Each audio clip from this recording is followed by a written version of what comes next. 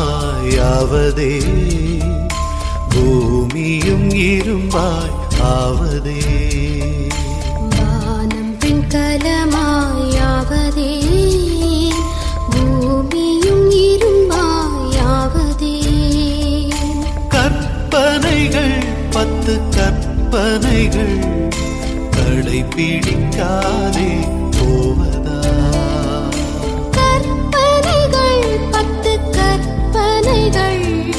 கடைப்பிடிக்காதே போவதா. வானம் வெண்கலமாயாவதே பூமியும் இரும்பாய் ஆவதே.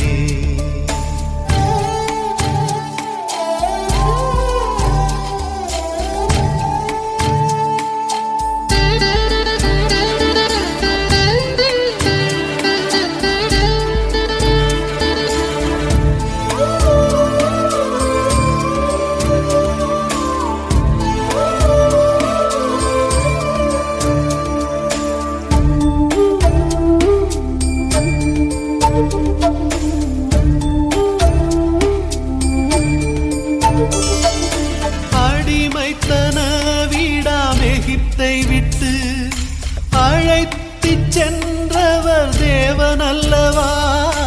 அடிமைத்தன வீடாம் எகிப்தை விட்டு அழைத்துச் சென்றவர் தேவன் அல்லவா.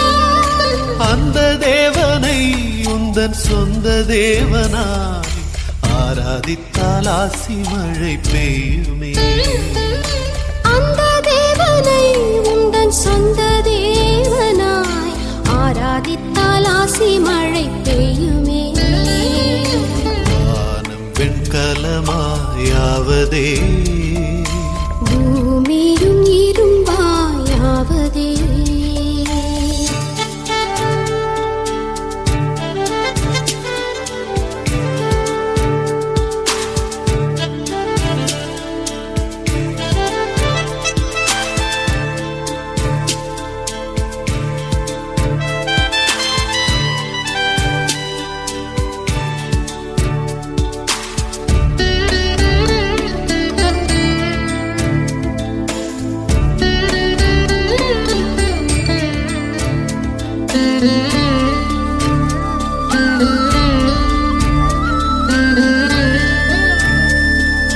முற்றிலும் உயர்குல திராட்சையாக இயேசு தேவன் உன்னை நாட்டினாரே.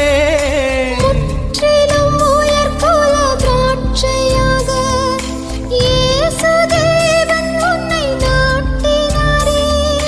நீயோ அவருக்கு காட்டு திராட்சையின் ஆகாத கொடியாய் மாறியதென்ன. நீயோ அவருக்கு காட்டு திராட்சையின் ஆகாத கொடியாய் மாறியதென்று. வானம் வெண்கலமாயாவதே பூமியும் இரும்பாயாவதே.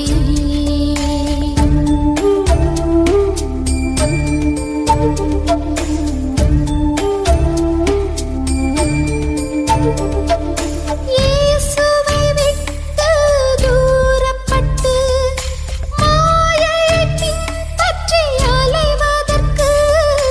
இயேசுவை விட்டு தூரப்பட்டு மாயையை பின்பற்றி அலைவதற்கு.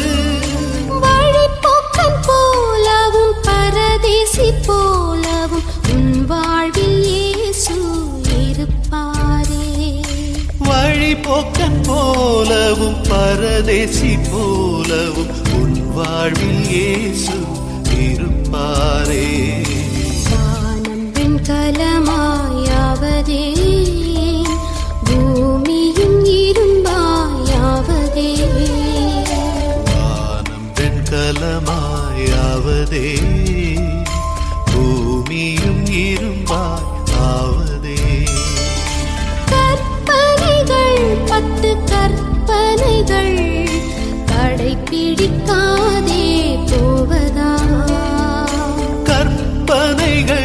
10 கற்பனைகள் கடைபிடிக்காதே போவதா?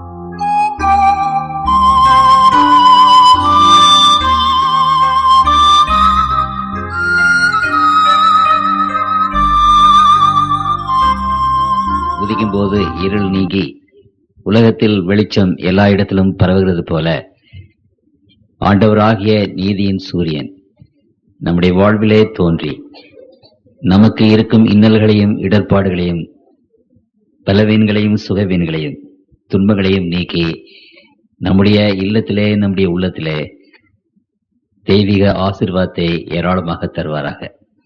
இந்த பிரார்த்தனையோடு இன்றைய பிரசங்கத்தை நான் துவங்க விரும்புகிறேன்.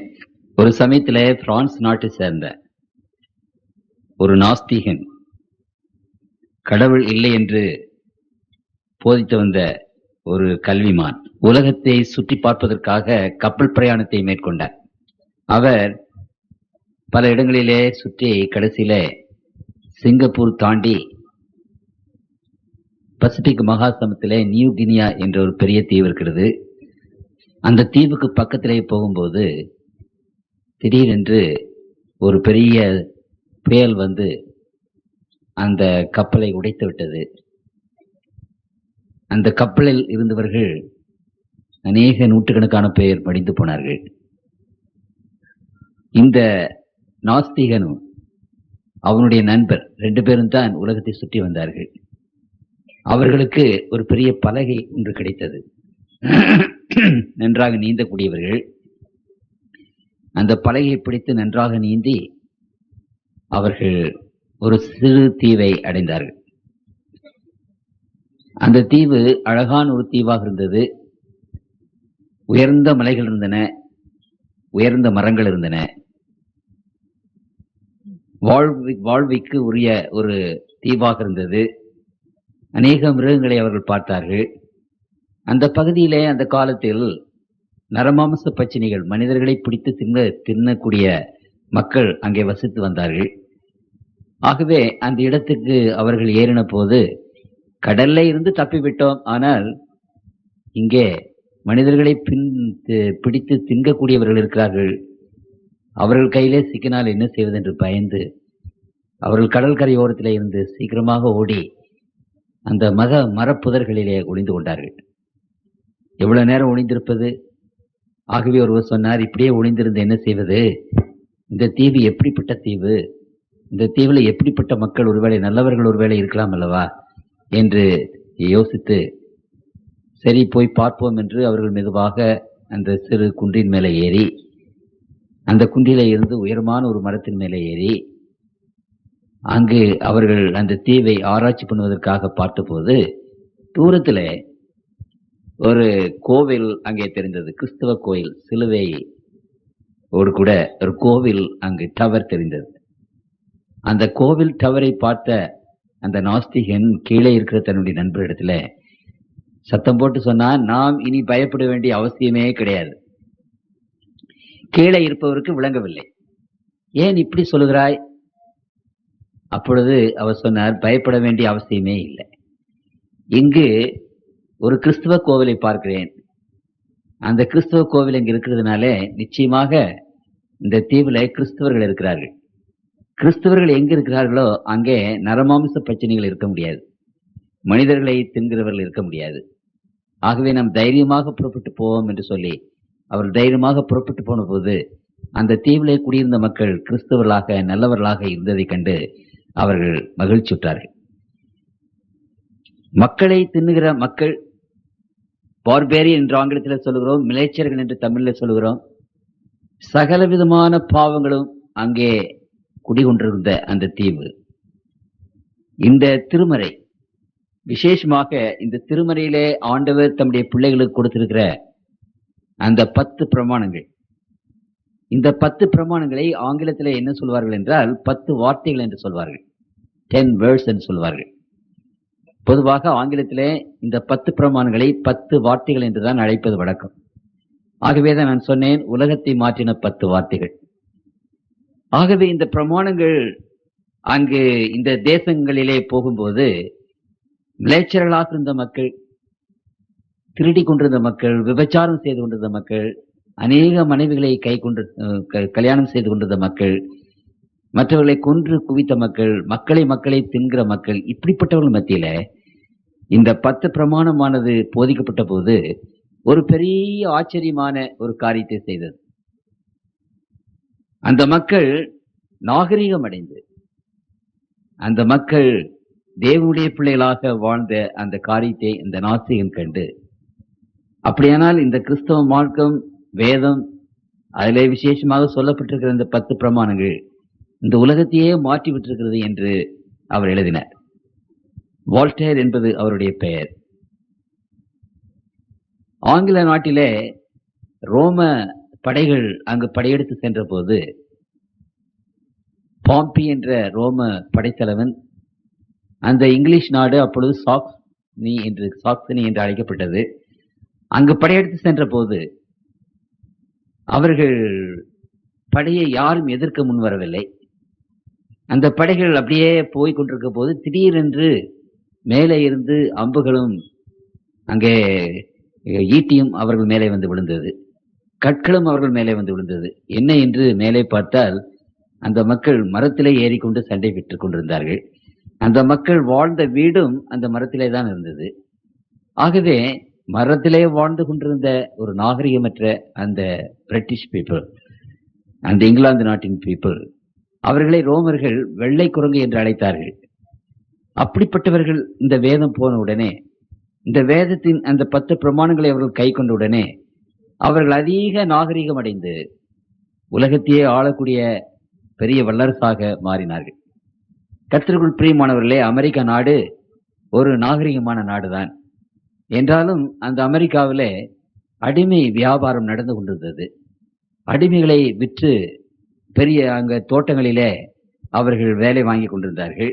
அநாகரிகமான ஒரு காரியம் அல்லவா? அவர்கள் மத்தியிலே கிறிஸ்துவ மார்க்கம் போன போது ஆபிரகாம் லிங்கன் முதலானவர்கள் அந்த அடிமைத்தனத்தை ஒழித்து எல்லோரும் சமம் என்பதை நிலைநாட்டி ஒரு பெரிய மாறுதலை சீர்திருத்தத்தை கொண்டு வந்தது. ஆகவே கர்த்தருக்குள் பிரியமானவர்களே, இன்றைக்கு இந்த உலகத்தின் நாகரிகத்தை அலசி பார்க்கிற ஆராய்ச்சியாளர்கள் இன்றைக்கு சொல்லுகிற ஒரு கருத்து என்னவென்றால், இந்த உலகத்தையே சீர்திருத்தி செம்மைப்படுத்தி மக்கள் வாழ்வுக்கு ஒரு நல்வாழ்வு கொண்டு வந்த ஒரு விசேஷமான காரியம் இந்த உலகத்தில் ஒன்று இருக்குமானால் அது இறைவன் கொடுத்த 10 பிரமாணமே என்று அறுதியிட்டு நமக்கு சொல்லுகிறார்கள். அப்படியானால் கர்த்தருக்குள் பிரியமானவர்களே, இந்த 10 பிரமாணங்களை பற்றி இன்றைக்கு நாம் சிந்திக்கும் போது ஆண்டவர் நம்மோடு கூட இருந்து நமக்கு போதிக்கத்தக்கதாக நாம் ஜெபம் செய்வோம். எங்களை நேசிக்கிற அன்புள்ள தகப்பனே, உம்முடைய சன்னிதானத்திலே நம்முடைய பிள்ளைகள் வந்து வேத வாக்கியங்களை நாங்கள் படிக்கத்தக்கதாக உம்மை நோக்கி பார்க்கிறோம். இந்த வேத வாக்கியத்தை ஆவியானவர் எழுதினபடியினாலே அதே ஆவியானவர் எங்களுடைய உள்ளங்களிலே பேசி எங்களுடைய உள்ளங்களிலே உணர்வூட்டி இந்த சத்தியங்களை நாங்கள் அறிந்து கொள்ளத்தக்கதாக ஆண்டவரே நீர் எங்கள் உள்ளத்திலே பேச வேண்டும் என்று உடைய திருப்பாத்திலே கெஞ்சி மன்றாடுகிறோம். அடியேனுக்கு இந்த வேதத்தை எடுத்து கையாளுவதற்கு எந்த விதமான ஒரு தகுதி இல்லை என்பதை நான் அறிக்கிட்டு, தேவாவியானவரே வந்து ஒவ்வொரு மகனுடைய உள்ளத்திலும் மகளுடைய உள்ளத்திலும் நீர் விசேஷமாக பேச வேண்டும். உலகத்தை சீர்திருத்தின இந்த கற்பனைகள் எங்களுடைய உள்ளத்தையும் எங்களுடைய இல்லத்தையும் எங்களுடைய சமுதாயத்தையும் தெய்வமாக இருக்கும்படி ஆக்க வேண்டும் என்று ஆண்டவர் இயேசுவின் நாமத்தில் வேண்டிக் கொள்கிறோம். ஜெபங்கேளும் பரம்பிதாவே, ஆமென். திருமறை இந்த 10 பிரமாணங்களை குறித்து பேசுகிற ஒரு காரியத்தை நான் வாசிக்க விரும்புகிறேன். பழைய ஏற்பாட்டின் புத்தகம் 810வது பக்கத்திற்கு உங்களுடைய புத்தகத்தை திருப்பிக் கொள்ளுங்கள். பழைய ஏற்பாட்டின் புத்தகம் 810. அங்கு ஏசாயா தீர்க்கதரிசியுடைய புத்தகம் 5ஆம் அதிகாரத்திலே ஆண்டவர் இந்த 10 பிரமாணங்களை குறித்து அங்கு பேசினார். ஏசாயா 5ஆம் அதிகாரம் 2வது வசனத்திலிருந்து வாசிக்கிறேன். அவர் அதை வேலை அடைத்து அதில் உள்ள கற்களை பொறுக்கி, இப்பொழுது நான் என் நேசரிடத்தில் அவருடைய திராட்சை தோட்டத்தை குறித்து என் நேசருக்கு ஏற்ற ஒரு பாட்டை பாடுவேன். என் நேசருக்கு மகா செழிப்பான மேட்டிலே ஒரு திராட்சை தோட்டம் உண்டு. யூத ஜனங்களையும் இஸ்ரவேல் ஜனங்களையும் பற்றி அவர் பேசுகிறார். ஒரு தோட்டத்திற்கு ஒப்பிட்டு பேசுகிறார். அதை வேலி அடைத்து, ஒரு வேலி அடைத்து மிருகங்கள் வந்து அதை கர்த்தருக்குள் பிரியமானவர்களே, திருமறையை அந்த ஏசாயா தீர்க்கதரிசி புத்தகத்திலே வாசிப்போனால் அந்த சமுதாயத்திற்கு ஒரு வேலி, நாம் கெட்டு போகாமல் நன்றாக வாழ்வதற்கு ஒரு வேலியாக இந்த 10 பிரமாணத்தை ஆண்டவர் தம்முடைய பிள்ளைகள் மத்தியிலே அங்கு வைக்கிறார். இன்னும் சொல்ல போனால் இந்த வேத புத்தகத்தில் பெரும் ஞானி என்று அழைக்கப்பட்ட சாலமோன் தன்னுடைய நீதிமொழிகளின் புத்தகத்தை, உன்னத பாட்டினுடைய புத்தகத்தை, பிரசங்கியினுடைய புத்தகத்தை, இந்த புத்தகங்கள் எல்லாவற்றையும் அவர் எழுதிவிட்டு கடைசியிலே அவர் என்ன எழுதுகிறார்? அதுல பிரசங்கியின் புத்தகம் 12ஆம் அதிகாரம் 12-13 என் மகனே, இவைகளினாலே புத்தி அடைவாயாக. அநேக புஸ்தகங்களை உண்டு பண்ணுகிறதுக்கு முடியவில்லை. அதிக படிப்பு உடலுக்கு இழைப்பு. காரியத்தின் கடைத்தொகையை கேட்போமாக. காரியத்தின் கடைத்தொகை, let us summarize. இப்பொழுது நான் சொன்ன எல்லா காரியங்களையும் இப்பொழுது நான் கடைத்தொகையாக சம்மரைஸ் பண்ணி உங்கள் மத்தியில வைக்கிறேன். அது என்னவென்றால், தேவனுக்கு பயந்து அவர் கற்பனைகளை கைக்கொள். எல்லா மனுஷர் மேலும் விழுந்த கடமை இதுவே. இந்த உலகத்தின் மக்கள் ஒவ்வொருவருடைய கடமை, ஆண்டவர் இந்த உலகத்தின் மக்கள் மேல் வைத்த ஒரு கடமை, எல்லா மனுஷரும் என்று அங்கே போடப்பட்டிருக்கிறது. இந்த எல்லா மனுஷர் மேலும் இருந்த கடமை என்ன? தேவனுக்கு பயந்து அவர் கற்பனைகளை கை கொள்வாயாக. எல்லா மனுஷர் மேலும் விழுந்த கடமை இதுவே. ஒவ்வொரு கிரியையும், அந்தரங்கமான ஒவ்வொரு காரியத்தையும், நன்மையானாலும் தீமையானாலும் தேவன் நியாயத்திலே கொண்டு வருவார். அப்படி என்றால் நன்மையானாலும் தீமையானாலும் ஒவ்வொரு காரியங்களையும் அந்த 10 கற்பனைக்கு முன்பாக ஆண்டவர் நிறுத்துவார். அதனாலே சோதிப்பார் என்று சாலமோன் ஞானி அதை குறித்து விசேஷமாக அங்கு எழுதுகிறார். இப்படி ஆண்டவருடைய வேதம் செல்லும் போது மனிதர்கள் என்ன செய்கிறார்கள் என்றால், தங்களுடைய யோசனையினாலே அநேக வழிகாட்டிகளை உண்டு பண்ணி இருக்கிறார்கள். தங்களுடைய வாழ்வை நெறிப்படுத்தவும் தங்களுடைய வாழ்வை சரிப்படுத்தவும் இந்த உலகத்தில் அநேக காரியங்கள் இருக்கும் என்று அவர்கள் நினைக்கிறார்கள். ஒன்று, பகுத்தறிவு தங்களுடைய வாழ்க்கையை சரிப்படுத்தும் என்று நினைக்கிறார்கள். ரீசனிங் பவர் என்று ஆங்கிலத்தில் சொல்கிறோம். பகுத்தறிவு இருந்தால் போதாதா? நமக்கு ஆண்டவர் பகுத்தறிவை கொடுத்திருக்கிறாரே, இந்த பகுத்தறிவை வைத்துக் கொண்டு நாம் நன்றாக வாழ முடியாதா? செம்மையாக வாழ முடியாதா? ஆகவே பகுத்தறிவு என்பது நம்முடைய மனிதர் வாழ்விலே ஒரு ஸ்டாண்டர்ட், ஒரு ஒரு ஒரு கோலாக இருக்கக்கூடாதா என்று நினைக்கிறார்கள். ஆனால் கர்த்தருக்குள் பிரியமானவர்களே, இன்றைக்கு பகுத்தறிவுவாதிகள் ரீசனிங் பவர் போதும் என்று நினைக்கிறார்கள். அது நம்மை சரியான பாதையிலே நடத்தும். அது நம்முடைய வாழ்க்கையை, நம்முடைய சமுதாயத்தை சரியான பாதையிலே நடத்தும் என்று நினைக்கிறார்கள். இந்த பகுத்தறிவு என்பதை பற்றி நாம் வாசிக்கும் போது கர்த்தருக்குள் பிரியமானவர்களே, இந்த பகுத்தறிவு ஓரளவு நமக்கு சில காரியங்களை சொல்லத்தான் செய்கிறது, இல்லை என்று நான் சொல்லவில்லை. ஆனால் இந்த பகுத்தறிவை நம்பி நாம் வாழ்க்கை நடத்த முடியுமா? அது சரியாக நம்முடைய வாழ்க்கைக்கு ஒரு ஸ்டாண்டர்ட் ஆகுமா, வழிகாட்டி ஆகுமா என்று சற்று நாம் ஆலோசித்து பார்க்க வேண்டும். பகுத்தறிவு என்பது ஒவ்வொரு மகனுக்கும் ஒரு விதமாக பகுத்தறிவு இருக்கிறது. ஒவ்வொரு தேசத்திற்கும் சில வித்தியாசமான பகுத்தறிவு இருக்கிறது. அதை நீங்கள் கேள்விப்பட்டீர்களானால் மிகுந்த ஆச்சரியப்படுவீர்கள். இந்த பகுத்தறிவுல 2 காரியங்கள் இருக்கிறது. ஒரு சாரார் என்ன நினைக்கிறார்கள், நாம் எதை வேண்டுமென்றாலும் செய்யலாம், எந்த வழியை வேண்டுமென்றாலும் கடைபிடித்து நன்மையான ஒரு காரியத்தை செய்வதற்கு எப்படிப்பட்ட வழியை வேண்டுமென்றாலும் கடைபிடிக்கலாம் என்று நினைக்கிறார்கள். ஆங்கிலத்திலே அதை சொல்ல வேண்டுமென்றால், the means justifies the end என்று சொல்லுகிறார்கள். the means justifies the end. உதாரணமாக 1000 பொய் சொல்லி ஒரு திருமணத்தை நடத்திவை. அப்போ ஒரு திருமணம் நல்ல காரியம். அந்த நல்ல காரியத்தை செய்வதற்கு பொய் சொல் கெட்ட காரியமானாலும் பரவாயில்ல, முடிவு நல்லதுதானே. ஆகவே பகுத்தறிவு வாதிகள் என்ன நினைக்கிறார்கள், ஒரு நல்ல காரியத்தை செய்வதற்கு சில கெட்ட காரியங்கள் செய்தால் கூட பரவாயில்லை என்று அவர்கள் நினைக்கிறார்கள். இப்படித்தான் மந்திரவாதிகள் நினைக்கிறார்கள். இன்றைக்கு இந்த மந்திரவாதிகள் சில சமயத்தில் ஒருவருக்கு நன்மை கொண்டு வரத்தக்கதாக கர்ப்பிணி பெண்களை கொன்று அந்த கர்ப்பிணி பெண்களுடைய வயிற்றில் இருக்கிற குழந்தைகளை எடுத்து, அது விசேஷமாக முதல் குழந்தை எடுத்து மருந்து சேகரித்து சிலருக்கு கொடுத்து சிலருக்கு நன்மை செய்கிறார்கள். அதாவது நன்மையான காரியம் ஒன்றை செய்ய வேண்டும் என்றால் தீமையான வழிகளை பின்பற்றினாலும் அது பற்றி பரவாயில்லை என்று பகுத்தறிவாதிகளில் அநேகர் நினைக்கிறார்கள். ஆனால் சில பகுத்தறிவாதிகள் என்ன நினைக்கிறார்கள் என்றால் அப்படி அல்ல. பொய் சொல்லி ஒரு கல்யாணத்தை பண்ணுவதல்ல. It is better to die rather than tell a lie. நீ பொய் சொல்வதை விட நீ இறந்து போனால் கூட பரவாயில்லைன்னு சொல்றாங்க. ஆகவே பகுத்தறிவாதிகளுக்கு வேற்றுமை இருக்கிறது. நம்முடைய பகுத்தறிவு சொல்லுகிற மாதிரி மற்றவருடைய பகுத்தறிவு சொல்லுகிறது இல்லை. இந்த பகுத்தறிவு என்பது தேசத்துக்கு தேசம் மாறுபடுகிறது. இந்த பகுத்தறிவு என்பது கலாச்சாரத்துக்கு கலாச்சாரம் மாறுபடுகிறது. இந்த பகுத்தறிவு என்பது மார்க்கத்திற்கு மார்க்கம் மாறுபடுகிறது. உதாரணமாக இந்து சகோதரர்கள் அந்த சிலையை வணங்கும் போது அது பாவம் என்று அவர்களுடைய பகுத்தறிவு சொல்றதில்லை. அது சரிதான் என்று அவர்கள் வழிபடுகிறார்கள். ஆனால் அதே சமயத்தில் மகமதியர்கள் கிறிஸ்தவர்களில் ஒரு சாரார் அந்த சிலையை குறித்து வணங்கும் போது அவருடைய பகுத்தறிவு என்ன சொல்கிறது? அது தப்பிதம் என்று சொல்கிறது. கர்த்தருக்குள் பிரியமானவர்களே, நான் சொல்லிக்கொண்டே போகலாம். அமெரிக்காவில் இன்றைக்கு ஒரு எண்ணம் வாலிபர்கள் மத்தியில ஒரு பெண்ணை திருமணம் செய்வதற்கு முன்னதாக அந்த பெண்ணை அனுபவித்து பார்க்க வேண்டும். குழந்தைகள் பிறந்தாலும் அதை பற்றி பரவாயில்லை. அப்படி ஒரு அறிவு அவர்களுக்கு. அதுல என்ன தப்பு இருக்கிறது, அதுல என்ன தவறு இருக்கிறது என்று அவர்கள் சொல்லுகிறார்கள். அது நம்முடைய நாட்டிலே ஏற்றுக்கொள்வோமா? ஏற்றுக்கொள்ள முடியாது. பிலிப்பியன்ஸ் என்ற அந்த நாட்டிலே நான் போய் படித்தேன். அங்கு 2வது மகா யுத்தத்தில் ஏராளமான ஆண்கள் இறந்து போனார்கள். அப்பொழுது அந்த பிலிப்பீன்ஸ் நாட்டிலே என்ன சொன்னார்கள் என்றால், ஏராளமான பெண்கள் இருக்கிறார்கள்.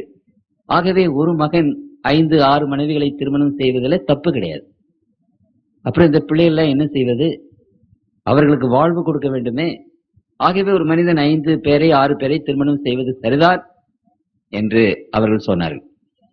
கர்த்தருக்குள் பிரியமானவர்களே, சமயத்துக்கு தகுந்த மாதிரி அல்லது நாட்டுக்கு தகுந்த மாதிரி கலாச்சாரத்துக்கு தகுந்த மாதிரி இந்த பகுத்தறிவு என்ன செய்யறது? மாற்றப்படுகிறது.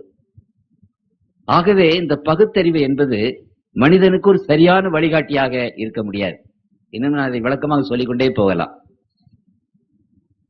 அடுத்தபடியாக இன்னொரு வழிகாட்டியாக மக்களுக்கு நன்மை செய்வதாக இன்னொன்று மனசாட்சி. இந்த மனசாட்சி நமக்குள் இருக்கிறதே, இந்த மனசாட்சி சொல்லுகிறபடி நாம் நடந்தால் என்ன என்று அநேகர் நினைக்கிறார்கள்.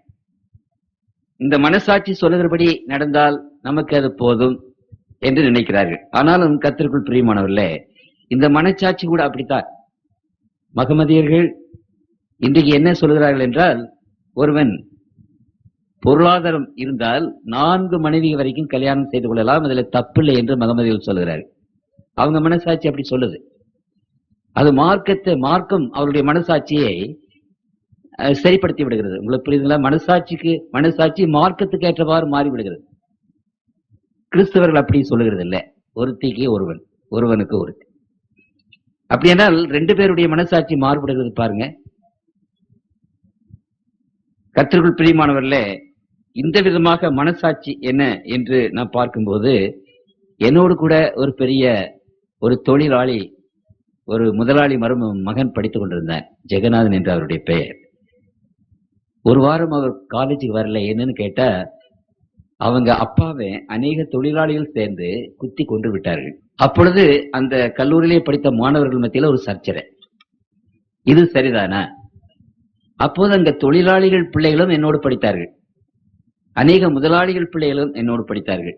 கோயம்புத்தூர் அநேக மில்லுக்கு பேர் போனது, அந்த கல்லூரியிலே தான் நான் படித்தேன். அப்பொழுது தொழிலாளியுடைய பிள்ளைகள் என்ன சொல்கிறார்கள்?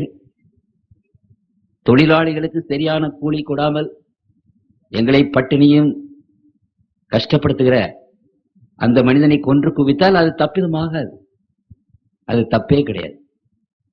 என்று தொழிலாளிகளுடைய பிள்ளைகள் சொல்கிறார்கள். அவருடைய பகுத்தறிவு அப்படித்தான் சொல்லுகிறது. ஒருவன் போய் கொண்டிருக்கிறான், ஒரு 100 ரூபாய் நோட்டு கீழே விழுந்து விடுகிறது ஏதோ எடுக்கும்போது. பின்னால ஒரு மனிதன் போய் கொண்டிருக்கிறான், அந்த 100 ரூபாய் நோட்டை எடுக்கிறார். அதை இழந்தவர் போய்கொண்டே இருக்கிறார்.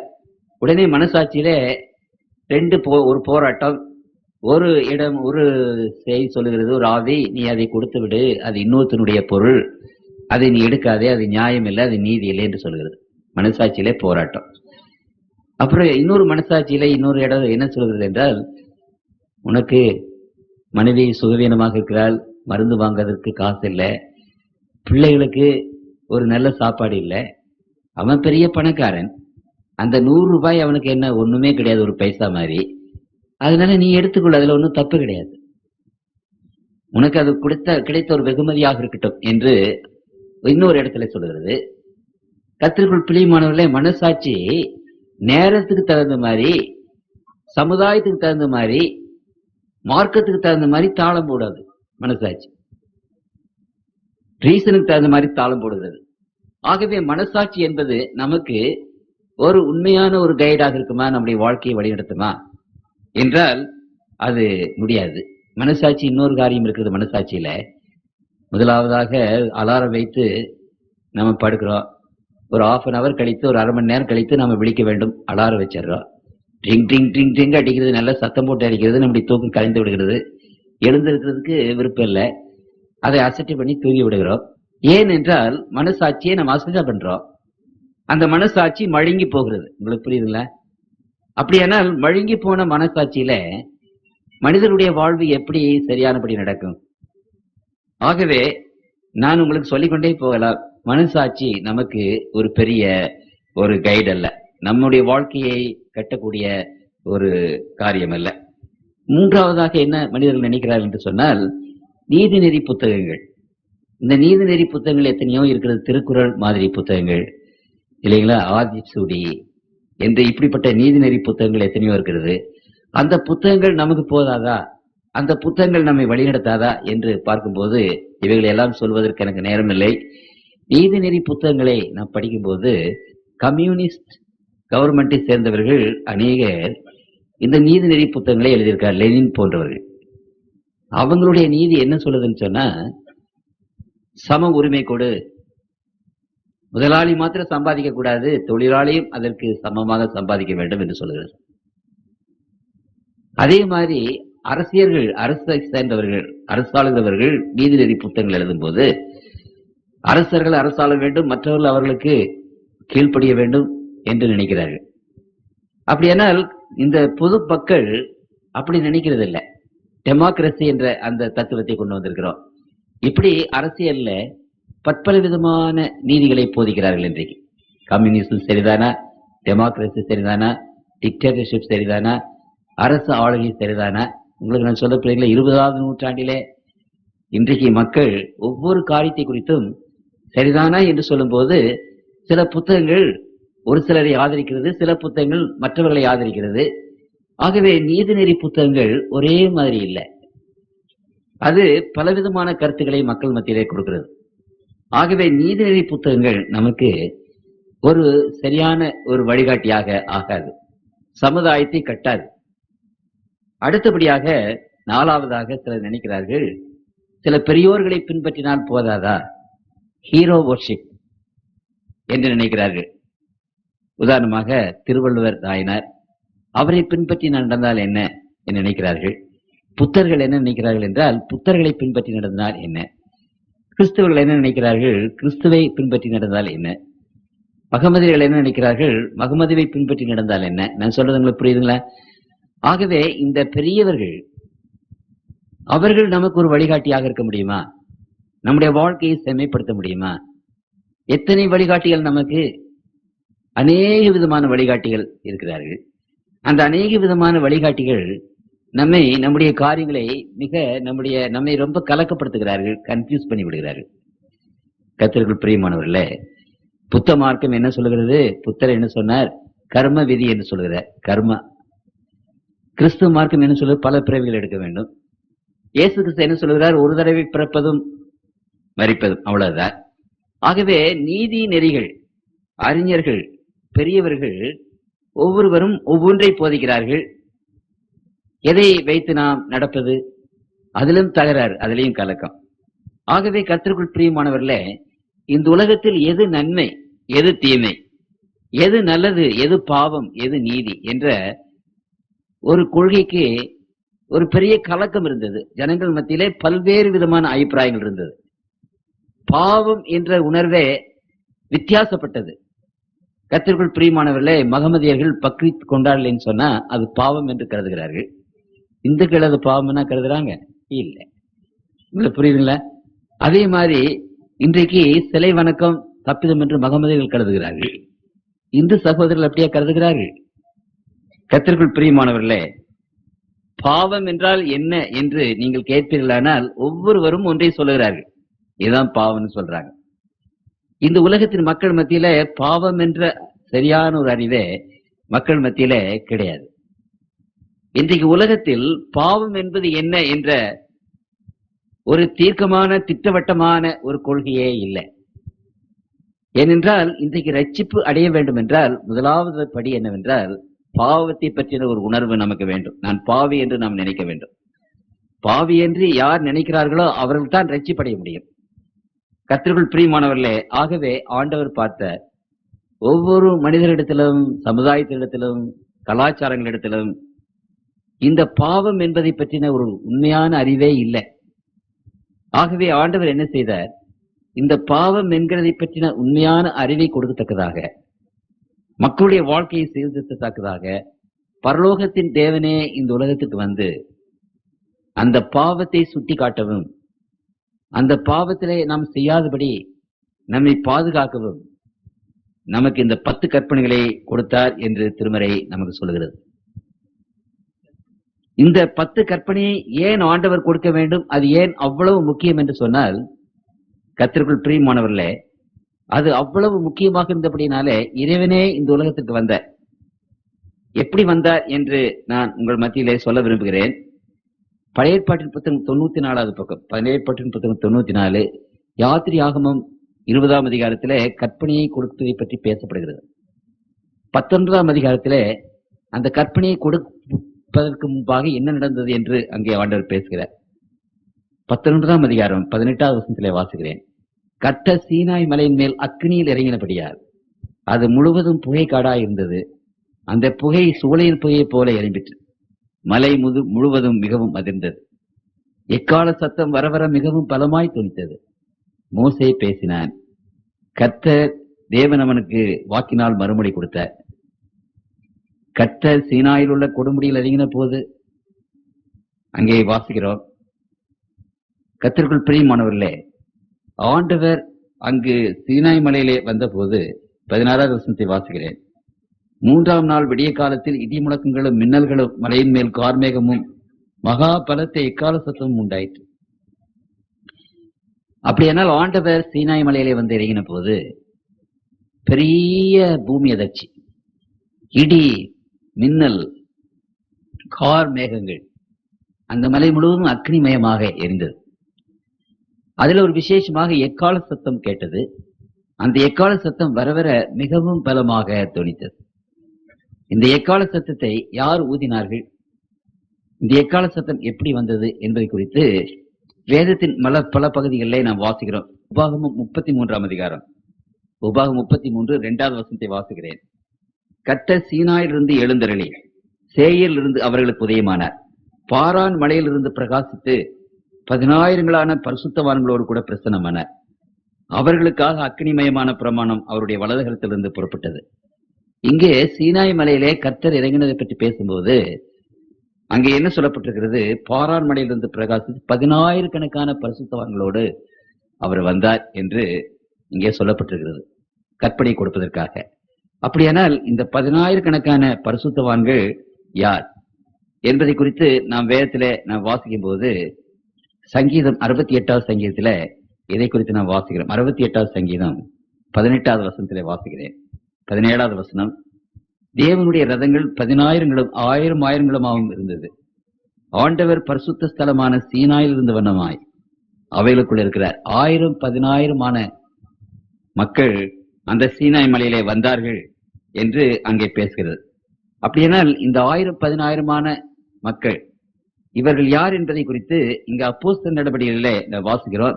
புதிய ஏற்பாட்டின் புத்தகம் 170வது பக்கம். வேதத்தை ஆராய்ந்து படிக்கும் போதுதான் நமக்கு காரியங்கள் விளங்குகின்றன. அப்போஸ்தலர் நடவடிக்கை புத்தகம் 7ஆம் அதிகாரம் 53வது வசனத்திலே வாசிக்கிறேன். 7ஆம் அதிகாரம் 53.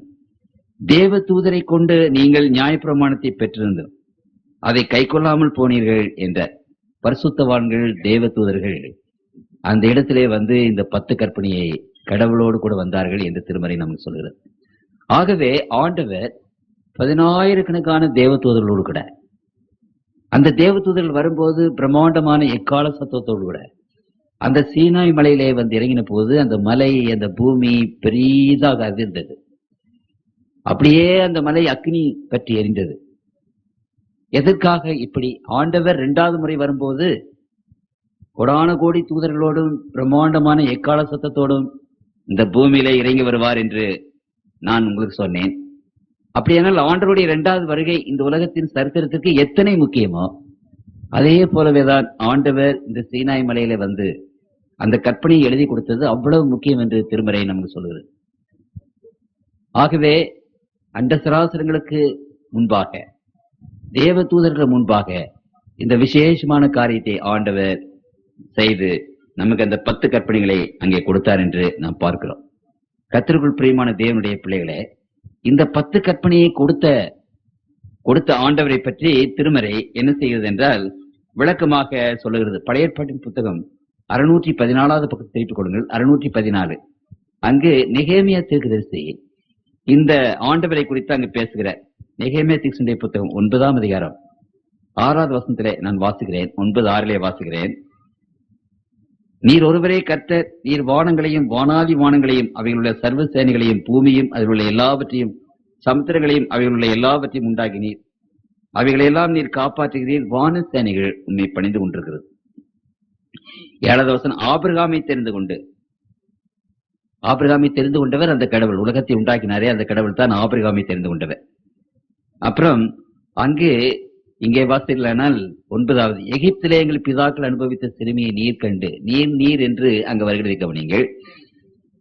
அந்த ஆபிரகாமை தெரிந்து கொண்ட, உலகத்தை உண்டாக்கின கர்த்தர் ஆபிரகாமை தெரிந்து கொண்டார். அவர்தான் ஆபிரகாமை தெரிந்து கொண்டார். அவர்தான் எகிப்திலே இஸ்ரவேல் ஜனங்களை என்ன செய்தார்? அங்கே விடுதலையாக்கினார். 11வது வசனம், நீர் அதே தேவன் அவர்களுக்கு முன்பாக சமுத்திரத்தை பிரித்ததினால். அப்புறம் 12, நீர் பகலிலே மேகஸ்தம்பத்தை. 13, நீர் சீனாய் மலையிலே இறங்கி வானத்திலிருந்து அவர்களோட பேசி. அப்படியானால் இங்கே நீங்கள் பார்ப்பீர்களானால் வானத்தையும் பூமியும் உண்டாக்கின அதே ஆண்டவர் ஆபிரகாமை தெரிந்து கொண்டார். அதே ஆண்டவர் எகிப்திலிருந்து இஸ்ரவேல் ஜனங்களை விடுதலை செய்தார். அதே ஆண்டவர் இந்த அண்ட சராசரங்களை உண்டு பண்ண ஆண்டவர், அவர் பகல்ல மேகஸ்தம்பமாக அவர்களை வழிநடத்தினார். அவர்தான் சீனாய் மலையில வந்து அவர் அந்த கடலை கடக்கும் போது கடலை பிளந்தார். அவரே சீனாய் மலையிலே இறங்கி அவர்களுக்கு கட்டளைகளை கொடுத்தார் என்று இங்கே நெகோமியா அங்கு சொல்லுகிறார். இது சுருக்கமாக உங்களுக்கு சொல்ல போனார். அப்படியானால் இந்த எகிப்தியர் வந்து இஸ்ரவேல் ஜனங்களை மீட்டு அந்த இஸ்ரவேல் ஜனங்களை வழிநடத்தி அந்த இஸ்ரவேல் ஜனங்களை பாதுகாத்து நடத்தின அந்த தெய்வத்தை பற்றி யார் என்று அங்கு பேசப்படுகிறது. 1 கொரிந்தியர் 10ஆம் அதிகாரம் 4வது வசனத்திலே வாசிக்கிறேன். 1 கொரிந்தியர் 10ஆம் அதிகாரம் 2வது வசனத்திலிருந்தே வாசிக்கிறேன்.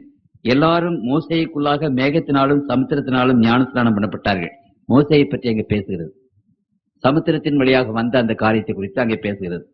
எல்லாரும் ஒரே ஞான போஜனத்தை புசித்தார்கள். எல்லாரும் ஒரே ஞானபானத்தை குடித்தார்கள்.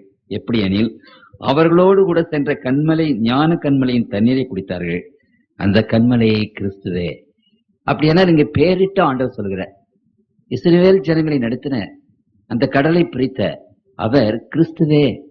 அந்த இஸ்ரவேல் ஜனங்களுக்கு கூட சென்ற அந்த ஆண்டவர் கிறிஸ்துவே. அப்படியானால் கர்த்தராய் இயேசு கிறிஸ்து தான் அண்ட சராசரங்களை உண்டாக்கினார். அதை பற்றி முன்னாலே சொல்லியிருக்கிறேன். அவர்தான் ஆபிரகாமை தெரிந்து கொண்டார். ஆண்டவராய் இயேசு கிறிஸ்து தான் எகிப்திலே வந்து அவர்களுக்கு விடுதலை கொடுத்தார்.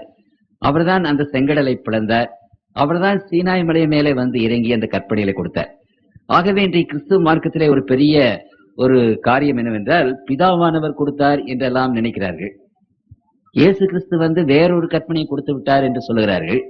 ஆனால் கர்த்தருக்குள் பிரியமானவர்களே, நீங்க வேத வசனத்துல அநேக இடங்களிலே நீங்கள் கண்டுபிடிக்க வேண்டிய ஒரு காரியம் என்னவென்றால், இந்த வேதம் திருமறை என்ன சொல்கிறது என்று சொன்னால், நாம் திருத்துவத்தை நம்புகிறோம். அதை பற்றி உங்களுக்கு ஒரு பிரசங்கத்தை நான் செய்ய விரும்புகிறேன். பிதா, குமாரன், பரிசுத்த ஆவியானவர் என்ற அந்த 3 பேரை குறித்து நாம் நம்புகிறோம். ஆனாலும் இந்த 3 பேர் 3 கடவுள்களா, அல்லது இந்த 3 பேரும் ஒன்றுதானா? இதை குறித்து நான் இன்னொரு பிரசங்கத்திலே மத்தியிலே நான் பேச விரும்புகிறேன். ஆனாலும் இந்த 3 பேரும் ஆண்டவர் ஞானஸ்நானம் எடுக்கும்போது இயேசு கிறிஸ்து அங்கே தண்ணியில நிற்கிறார். அங்கு பரிசுத்த ஆவியானவர் புறாவை போல வருகிறார். அப்பொழுது அங்கு பிதாவானவர் அங்கு சத்தமிடுகிறார். 3 பேரும் வித்தியாசமாக இருக்கிறதை நீங்கள் வேதத்திலே பார்ப்பீர்கள். பிதா, குமாரன், பரிசுத்த ஆவி நாமத்தினாலே. கர்த்தருக்குள் பிரியமானவர்களே, ஆகவே இங்கே நாம் என்ன வாசிக்கிறோம்? தேவனுடைய பிள்ளைகளுக்கு ஆண்டவர் விசேஷமாக சொல்கிற ஒரு காரியம் என்னவென்றால், யோவான் 6ஆம் அதிகாரம் 46வது வசனம். யோவான் 6:46. தேவனிடத்திலிருந்து வந்தவரே தவிர வேறொருவரும் பிதாவை கண்டதில்லை, இவரே பிதாவை கண்டார். பிதாவாகிய தேவனை யாரும் கண்டதில்லை, இயேசு கிறிஸ்து தான் கண்டார் என்று அங்கு ஆண்டவரே சொல்கிறார். சரி, 5ஆம் அதிகாரம், அதற்கு முந்தின வசனம். 5ஆம் அதிகாரத்துல 37வது வசனத்திலே வாசிக்கிறோம். யோவான் 5:37. என்னை அனுப்பின பிதா தாமே என்னை குறித்து சாட்சி கொடுத்திருக்கிறார்.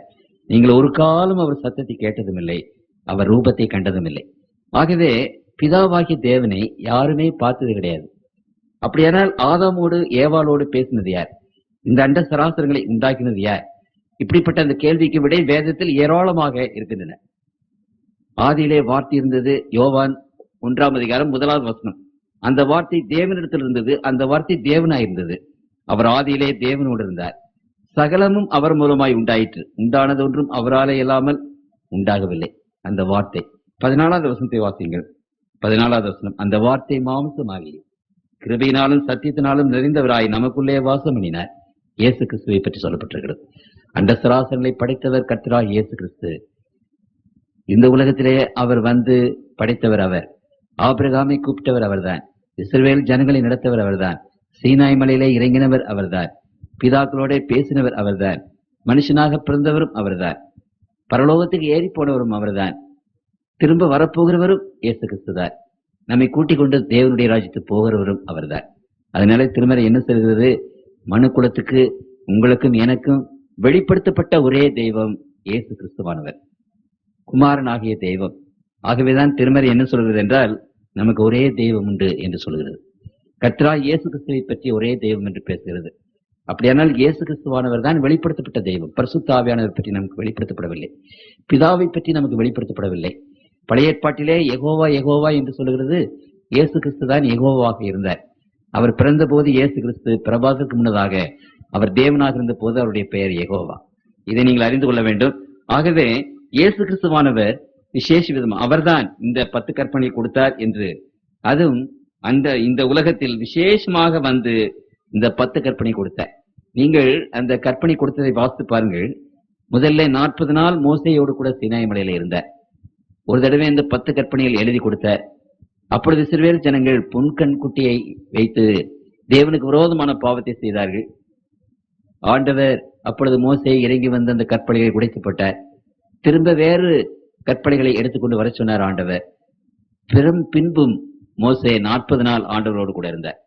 ஆகவே 80 நாள் பரலோகத்தின் தேவன் சீனாய் மலையிலே வந்து ஆயிரக்கணக்கான தேவதூதர்களோடும் பரிசுத்தவான்களோடும் மோசேயோடு கூட 80 நாள் இருந்தார். எதற்காக 80 நாள் இருந்தார்? அந்த 10 கற்பனைகளை தம்முடைய பிள்ளைகளுக்கும் கொடுப்பதற்காக ஆண்டவர் 80 நாள் செலவழித்தார். அப்படியானால் அதனுடைய முக்கியத்துவத்தை நீங்கள் விசேஷமாக அறிந்து கொண்டவர்களாக நாம் இருக்க வேண்டும். அப்படியானால் அந்த 10 கற்பனை மனுஷருக்கு எவ்வளவு முக்கியம் வாய்ந்தது என்பதை குறித்து நாம் விசேஷ விதமாக நாம் அறிந்து கொள்ள வேண்டும். இந்த வேத புத்தகத்துல, இங்கிலீஷ் வேத புத்தகத்துல James version, King's James version என்பதுல கணக்கு போட்டிருக்கிறார்கள். அந்த ஆங்கில வேத புத்தகத்துல 7,73,743 வார்த்தைகள் இருக்கிறது. 7,73,743 வார்த்தைகள் இருக்கின்றன. இவ்வளவு வார்த்தைகளையும் பரிசுத்த தீர்க்கதரிசிகள் எழுதினார்கள்.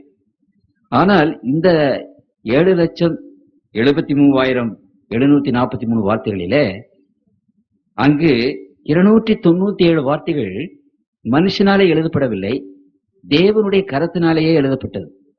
ஆண்டவர் இந்த 10 கற்பனைகளை தன்னுடைய சொந்த விரலினாலே 2 முறை எழுதினார். அந்த பலகையினால் எழுதினார். இந்த 10 கற்பனைகளிலே இங்கிலீஷ்ல பார்த்தால் 297 வார்த்தைகள். ஆகவே out of 7,73,000 and odd words, 297 words were written by the very hand and finger of God. அப்படியானால் அது எவ்வளவு விசேஷமானது. மற்ற எல்லா புத்தகங்களும் தீர்க்கதரிசிகள் எழுதினது. ஆனால் இவரோ இந்த 10 கற்பனைகளை அப்படி சொந்த விரலினாலே எழுதினார் என்று நாம் பார்க்கிறோம். இந்த 10 கற்பனை கொடுத்த காலம் கிறிஸ்துவுக்கு முன்பு 1500வது ஆண்டு சுமாராக. அப்படியானால் சிலர் என்ன நினைக்கிறார்கள், இந்த 10 கற்பனை ஆண்டவர் இந்த உலகம் உண்டாகி 2500 வருஷம் கழித்து இந்த 10 கற்பனை கொடுக்கப்பட்டது. அப்படியானால் உலகம் உண்டாகி 2500 வருஷமாக 10 கற்பனையே கிடையாதா என்று நினைக்கிறார்கள். கர்த்தருக்குள் பிரியமானவர்களே, இந்த உலக உற்பத்தியை பற்றியும் இஸ்ரவேல் ஜனங்கள் வாழ்ந்த அந்த காலத்துக்குள்ளாக ஏறக்குறைய 11 அதிகாரத்துல அந்த சரித்திரம் 2500 வருஷ சரித்திரம் ஆதி ஆகமத்தில் 11 அதிகாரத்திற்குள்ளாக எழுதப்பட்டு விட்டது. ஆகவே இந்த 11 அல்லது 12 அதிகாரங்கள் எழுதப்பட்டு விட்டது. இப்படி எழுதப்பட்டதுன்னா சுருக்கமாக எழுதப்பட்டதுனால எல்லா காரியங்களையும் ஆண்டவர் அங்கு திட்டவட்டமாக தீர்மானமாக எழுதல. அநேகர் நினைக்கிற பிரகாரமாக இந்த 10 கற்பனை ஆண்டவர் வந்து கொடுத்ததுக்கு முன்னதாக இல்லை என்று நினைக்கிறார். திருமறை விசேஷமாக அதை குறித்து என்ன சொல்கிறது என்று சொன்னால், 1 யோவான் 3ஆம் அதிகாரம் 4வது வசனத்திலே வாசிக்கிறேன். 1 யோவான் 3:4, பாவம் செய்கிற எவனும் நியாயப்பிரமாணத்தை மீறுகிறார், நியாயப்பிரமாணத்தை மீறுவதே பாவம். அப்படியானால் பாவம் என்பதற்கு டெபினிஷன் ஆண்டவர் கொடுக்கிற ஒரு விளக்கம் அங்கே இருக்கிறது. நியாயப்பிரமாணத்தை மீறுவதே பாவம். ஆண்டவர் கொடுத்த அந்த 10 கற்பனையை நாம் மீறினால் அது பாவம் என்று வேதம் சொல்கிறது. சில சமயத்திலே நம்ம கிறிஸ்தவங்க என்ன சொல்றோம், கோபப்பட்டால் அது பாவம், பொறாமைப்பட்டால் அது பாவம், ஒரு மேலே எரிந்து விழுந்தால் அது பாவம். கர்த்தருக்குள் பிரியமானவர்களே, பொறாமைப்படுகிறதும் கோபப்படுகிறதும் இப்படிப்பட்டவைகள் எல்லாம் எரிச்சல் படுகிறதும் இதெல்லாம் பாவம் அல்ல. பாவம் அல்ல என்று சொல்லும்போது கவனிக்க வேண்டும், பாவத்தினுடைய பலாபலன்கள் இவைகள். Because there is sin in us, it produces all these things. பாவம் நமக்குள்ளாக இருப்பதனாலே நாம் கோபப்படுகிறோம், நம்ம பொறாமைப்படுகிறோம். உங்களுக்கு புரியுதுங்களா? ஆனால் பாவம் என்றால் என்ன என்பதை ஆண்டவர் என்ன சொன்னார், 10 கற்பனைகளை எழுதி கொடுத்து அந்த 10 கற்பனைகளை மீறினது பாவம் என்று ஆண்டவர் சொல்லுகிறார். அதுதான் ஆண்டவர் கொடுக்கிற டெபினிஷன். கர்த்தருக்குள் பிரியமானவர்களே, அப்படியானால் இந்த சீனாய் மலைக்கு முன்னால பாவம் கிடையாதா? முதல் புத்தகத்திலேயே வாசிக்கிறோம், ஆதாம் பாவம் செய்தான் என்று. அப்படியானால் அங்கு ரோமர் கடித நிருபம் 4ஆம் அதிகாரத்துல நாம் அதை வாசிக்கும் போது பாவம் என்பது எப்படி வந்தது? மேலும் நியாயப்பிரமாணம் கோபாக்கினை உண்டாக்குகிறது. நியாயப்பிரமாணம் இல்லாவிட்டால் மீறுதலும் இல்லை. இல்ல சட்டம் இல்லைன்னா மீறுதல் கிடையாது, மீறுதல் இல்லைன்னா பாவம் கிடையாது. அப்படியானால் ஆதாம் சட்டத்தை மீறினானா? 5ஆம் அதிகாரம் 12வது வசனத்திலே நான் வாசிக்கும் போது, இப்படியாக ஒரே மனுஷனாலே பாவமும் பாவத்தினாலே மரணமும் உலகத்திலே பிரவேசித்தது போல அந்த முதல் மனிதனாலே பாவம் வந்தது உலகத்திலே. அப்படியானால் ஆதாம் கற்பனையை மீறினான். அவனுடைய வாழ்க்கையினாலே ஆண்டவருக்கு அவமானத்தை கொண்டு வந்தான், அவமதியை கொண்டு வந்தார். வீணிலே வழங்காதிருப்பாயாக. இப்படி நீங்கள் கணக்கு போட்டு பார்த்தீங்களானால் அந்த பழத்தை சாப்பிட்டதுல ஆதாம் ஏவாளும் அந்த 10 பிரமாணங்கள் எல்லாவற்றையும் அவர்கள் மீறி இருக்கிறார்கள். ஆபிரகாம் 26:4, என் சொல்லுக்கு கீழ்ப்படிந்து என் விதிகளையும் என் கற்பனைகளையும் என் நியாயங்களையும் என் பிரமாணங்களையும் கை கொண்டபடினாலே. அப்படியானால் அங்கு ஆபிரகாமுக்கு அந்த கற்பனைகள் எல்லாம் நன்றாக தெரிந்திருந்தது. புரியுதுங்களா? ஆபேல் அங்கு காயின் ஆபேலை கொன்ற போது ஆண்டவர் சொன்னார், அது கொலை என்று ஆண்டவர் சொன்னார். யோசேப்பின் இடத்திலே அந்த பார்த்திப அந்த மனைவி தப்பிதமாக நடக்க தூண்டும் போது, ஐயோ இப்படிப்பட்ட பாவத்தை நான் எப்படி செய்வது என்று அங்கே ஓடுகிறதை நாம் வேதத்திலே வாசிக்கிறோம். ஆகவே கர்த்தருக்குள் பிரியமானவர்களே, அந்த கற்பனை கொடுக்கிறதுக்கு முன்னதாக பாவம் இல்லை, அல்லது கற்பனை கொடுக்கறதுக்கு முன்னால கற்பனை இல்லை என்று அநேகம் நினைக்கிறது தவறான ஒரு காரியம். அப்பொழுது எழுத்து கண்டுபிடிக்கப்பட்டது, அப்போதுதான் எழுத்து கண்டுபிடிக்கப்பட்டது. ஆண்டவர் அதை எழுத்திலே மனிதர்கள் மறந்து போகாமல் இருப்பதற்காக அதை கொடுத்தார். அது 4வது கற்பனை பார்க்கும்போது ஓய்வு நாளை பரிசுத்தமாய் ஆசரிக்க நினைப்பாயாக என்று ஆண்டவர் சொல்கிறார். You please remember. எதை ரிமெம்பர்? எதை நாம் நினைக்க வேண்டும்? முந்தி நான் சொன்னேனே அதை நீ நினை என்று ஆண்டவர் சொல்கிறார். ஆகவே இந்த கற்பனை கொடுப்பதற்கு முன்னதாக அங்கு யாத்திரையாகமம் 16ஆம் அதிகாரத்தில் நீங்கள் பார்த்தீர்களானால் ஆண்டவர் அந்த யாத்திரையாகமம் 16ஆம் அதிகாரத்திலே மன்னா கொடுக்கிறார். மன்னா கொடுக்கும் போது ஆண்டவர் சில சட்டத்திட்டங்களை கொடுக்கிறார். ஓய்வு நாள் எதென்று சொல்லுகிறார், அந்த ஓய்வு நாளை போய் பார்க்க கூடாது என்று சொல்லுகிறார், கொலையை பற்றி பேசுகிறார், அநேக சட்டத்திட்டங்களை பற்றி அங்கே பேசுகிறார். அப்படியானால் கற்பனைக்கு முன்னதாக, ஆண்டவர் கற்பனை எழுதி கொடுத்ததுக்கு முன்னதாக அந்த கற்பனை அவர்கள் மத்தியிலே இருந்தது. அதை வாய் வழியாக தகப்பன் பிள்ளைக்கு சொன்னார், பிள்ளை தன்னுடைய பிள்ளைக்கு சொன்னார், அப்படியாக இருந்தது என்பதை திருமறை நமக்கு விசேஷ விதமாக அங்கு சொல்லுகிறது.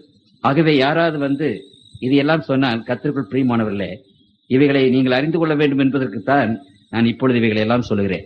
இந்த 10 பிரமாணங்களை ஆண்டவர் நமக்கு கொடுத்தாரே, இன்றைக்கு உலகத்திலே நீங்கள் பார்ப்பீர்களானால் இந்த பிரமாணங்களை பற்றின அறிவே அதிகமாக இல்லாமல் போய்விட்டது. ஆகவே இந்த பிரமாணங்களை ஆண்டவர் கொடுத்த அந்த பிரமாணம், அவைகளை சுருக்கமாக உங்கள் மத்தியில் நான் சொல்ல விரும்புகிறேன். இது யாத்திரையாகமம் 9ஆம் அதிகாரத்திலே 20ஆம் அதிகாரத்திலே இருக்கிறது. யாத்திரையாகமம் 20ஆம் அதிகாரத்திலே அங்கு 2வது வசனத்திலே இருந்து 17வது வசனம் வரைக்கும் இருக்கிறது.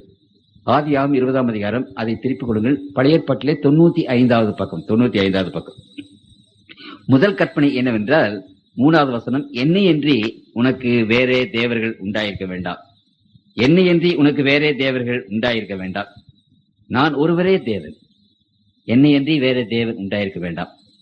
கர்த்தருக்குள் பிரியமானவர்களே, கடவுள் என்று சொல்லும் போது வணக்கத்துக்குரியவர், தொழுகைக்கு உரியவர் ஒன்றுதான். அது எப்படி என்றால், நமக்கு ஒரு தாய் தான் இருக்க முடியும், 2 தாயார் இருக்க முடியாது. பெற்றெடுத்தவள் தான் தாய், பெற்றெடுக்காதவள் நமக்கு தாயாக இருக்க முடியாது. அதே போல திருமறை என்ன சொல்கிறது? எரேமியா 10ஆம் அதிகாரத்திலே நாம் வாசிக்கிறோம், வானத்தையும் பூமியையும் சமுத்திரத்தையும் படைத்தவர் தான் கடவுள். அப்படி படைக்காதவர்கள் கடவுளாக இருக்க முடியாது. கடவுள் என்று சொன்னால் இந்த அண்ட சராசரங்களை படைத்த ஒரு பரம்பொருள், அவர்தான் ஒருவர், கர்த்தராகிய இயேசு கிறிஸ்து. நாம் அவரையே தான் வணங்க வேண்டும், அவருக்குத்தான் நாம் ஆராதனை செலுத்த வேண்டும். அதை விட்டுவிட்டு நாம் இன்னொரு தெய்வத்திற்கு ஆராதனை செய்யக்கூடாது. நமக்கு எப்படி உலக வாழ்விலே தாய் என்று ஒருவர் தான் இருக்க முடியுமே ஒழிய, அந்த தாய் என்ற ஸ்தானத்தை இன்னொரு பெண்ணுக்கு நாம் கொடுக்க முடியாது போல, இந்த அண்ட சராசரங்களை படைத்த ஆண்டவர் ஒருவர் தான், அவர்தான் நமக்கு கடவுள் என்பதை திருமறை நமக்கு சொல்கிறது. அவரையன்றி வேற தெய்வம் நமக்கு இல்லை, அவர்தான் நமக்கு தெய்வம். சாத்தான் ஆண்டவரை சோதித்த போது அங்கு ஆண்டவர் சொன்னார், மத்தேயு 4ஆம் அதிகாரம் 8வது வசனத்திலே சொன்னார். மத்தேயு 4ஆம் அதிகாரம் 8வது வசனம், மறுபடியும் பிசாசு அவரை மிகவும் உயர்ந்த மலையின் மேல் கொண்டு போய் உலகத்தின் சகல ராஜ்யங்களையும் மகிமையும் அவர் காண்பித்து உனக்கு தருவேன் என்று சொன்ன போது 10வது வசனத்திலே வாசிக்கிறேன். அப்பொழுது இயேசு, அப்பாலே போ சாத்தானே, உன் தேவனாகிய கர்த்தரை பணிந்து கொண்டு அவர் ஒருவருக்கே ஆராதனை செய்வாயாக என்று எழுதியிருக்கிறதே. அவர் ஒருவருக்கே அந்த ஆராதனை நாம் செய்ய வேண்டும். அப்படியானால் தாய் ஒன்று இருப்பது போல கடவுள் ஒருவர் தான்.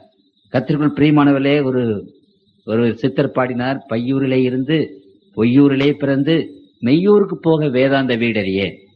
மெய்யூருக்கு போக வேதாந்த வீடறிந்தால் பையூரும் பொய்யூரும் பாழாய் முடியாதோ என்று பாடினார். அப்படியானால் பையூர் என்பது தாயின் கற்பப்பை.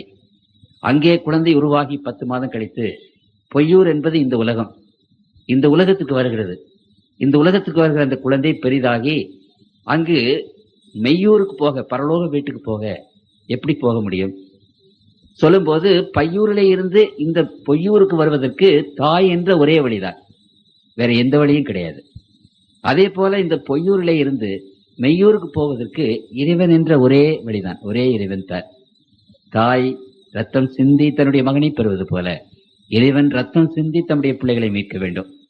பிரசவ இறைவன் நம்மை மீட்கத்தக்கதாக வேதனைப்பட்டவராக இருக்க வேண்டும். இவைகள் எல்லாவற்றையும் பார்க்கும்போது கர்த்தராகிய இயேசு கிறிஸ்து அவர்தான் நமக்கு உண்மையான தெய்வம்.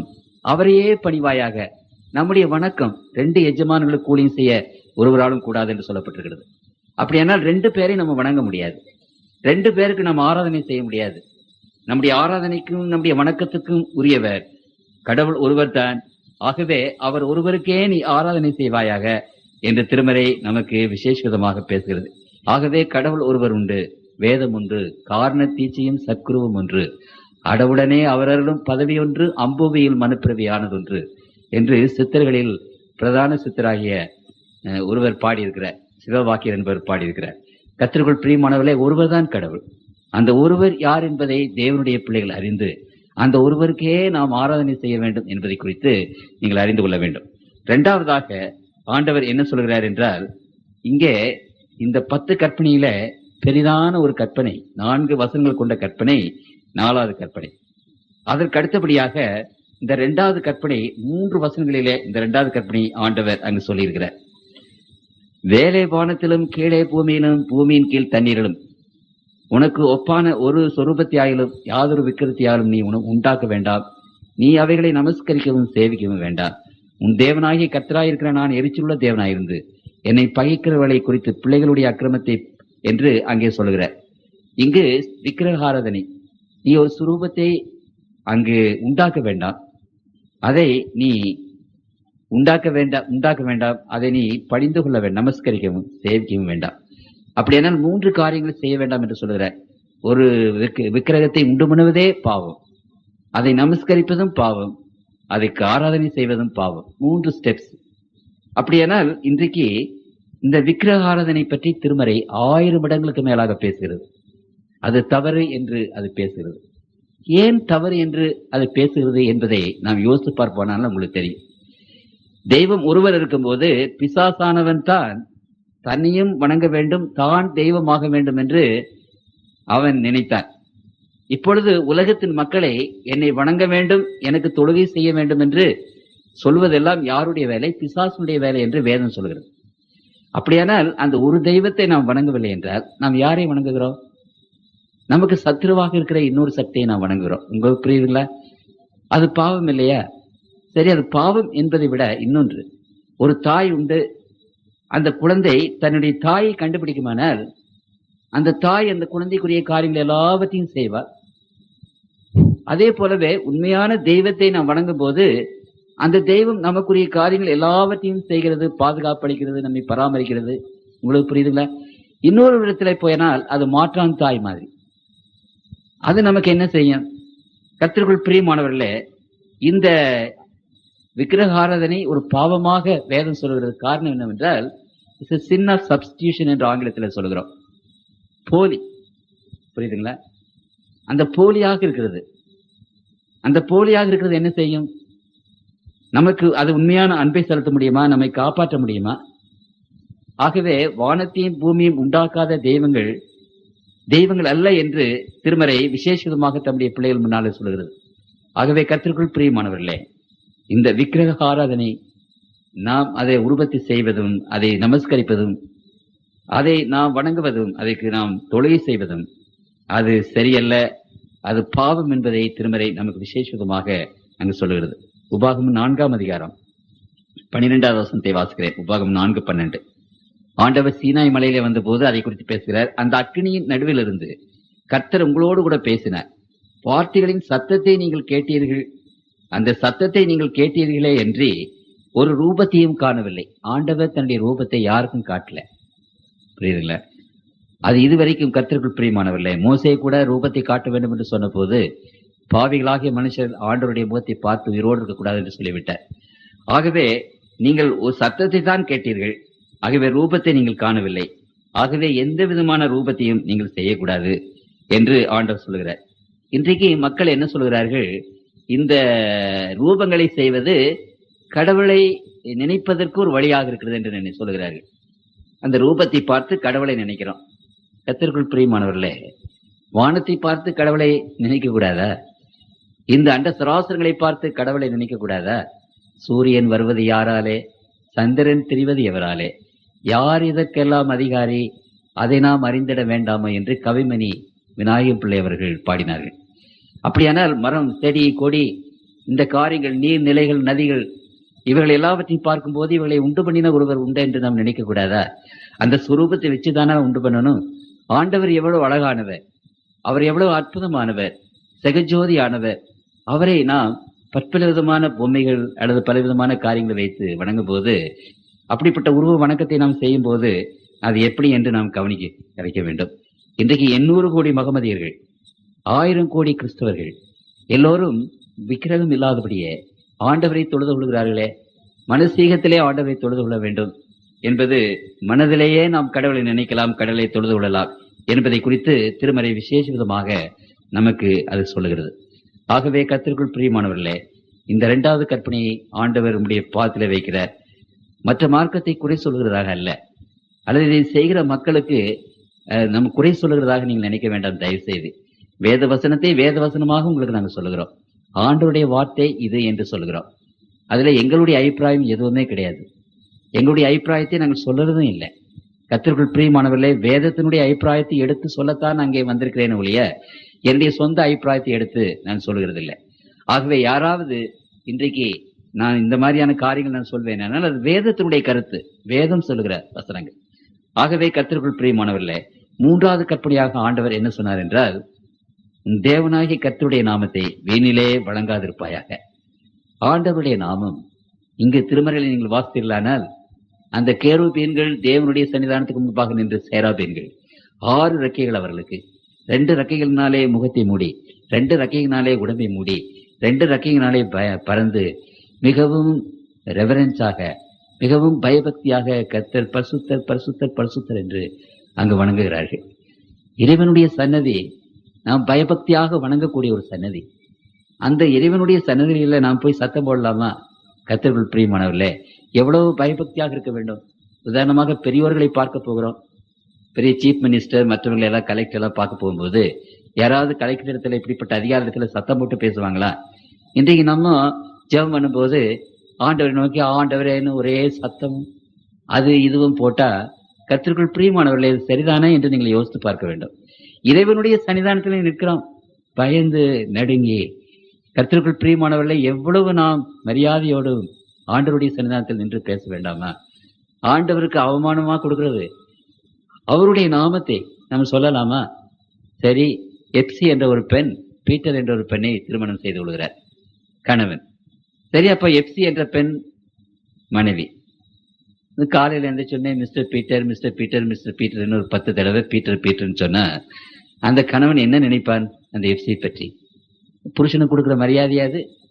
கர்த்தருக்குள் பிரியமானவர்களே, பெரியவர்களை போறோம், அந்த பெரியவருடைய பேரை நாம சொல்லி கூப்பிடலாமா? ஏதோ ஒரு தடவை சொல்லலாம். உங்களுக்கு புரியுதுங்களா? இன்றைக்கு கிறிஸ்தவ மத்தியில என்னமோ ஏசு கிறிஸ்து, ஆடு ஏசு ஏசு ஏசு ஏசு, ஆண்டவருடைய நாமத்தை நாம் வாயில அடிக்கடி நம்ம சொல்லி, அப்படி ஆண்டவருடைய நாமத்தை நாம் இப்படி வீணாக சொல்லலாமா? கர்த்தருக்குள் பிரியமானவர்களே, பெரியோருடைய நாமத்தை கூட அப்படி சொல்ல மாட்டோமே, புருஷனுடைய நாமத்தை கூட சொல்ல மாட்டோமே, அப்பாவுடைய நாமத்தை கூட அப்படி சொல்ல மாட்டோமே. ஆண்டவருடைய நாமம் என்ன சும்மா அப்படி கடை சரக்கா? அப்படி கீழே கிடக்குதா? அந்த நாமத்துக்கு ஒரு மதிப்பு இல்லையா? அந்த நாமத்துக்கு ஒரு மரியாதை இல்லையா? அந்த நாமத்துக்கு ஒரு கனம் இல்லையா? அந்த நாமத்தை கண்டு கர்த்தருடைய பிள்ளைகள் பயப்பட வேண்டாமா? அந்த நாமத்தை கண்டு கர்த்தருடைய பிள்ளைகள் நடுங்க வேண்டாமா? அந்த யூதர்கள் என்ன செய்தார்கள் என்றால், அந்த ஆண்டவருடைய நாமமாக யெகோவா என்று சொல்லவே மாட்டாங்க. அந்த யெகோவா இங்க வருகிற இடத்துல ஏதாவது எழுத வேண்டும் என்றால் அது அப்படி ஒரு டேஷ் போட்டுருவாங்க. ஏனென்றால் கடவுளுடைய அந்த நாமத்தை நம்முடைய வாயிலை சொல்லக்கூட கூடாது என்று அவர்கள் நினைத்தார்கள். அப்படித்தான் அவர் நினைத்தார்கள். ஆனால் தேவனுடைய பிள்ளைகள் அப்படி சொல்லலாமா? நன்றாக யோசித்து பாருங்கள். 2வதாக நாம் இன்னொரு காரியத்தை நாம் நினைக்கிறோம். கர்த்தருடைய நாமத்தை நம்முடைய வாழ்க்கையில நாம் தப்பு செய்யும் போது, தவறு செய்யும் போது அவருடைய நாமம் அல்லவா அவமானப்படுகிறது.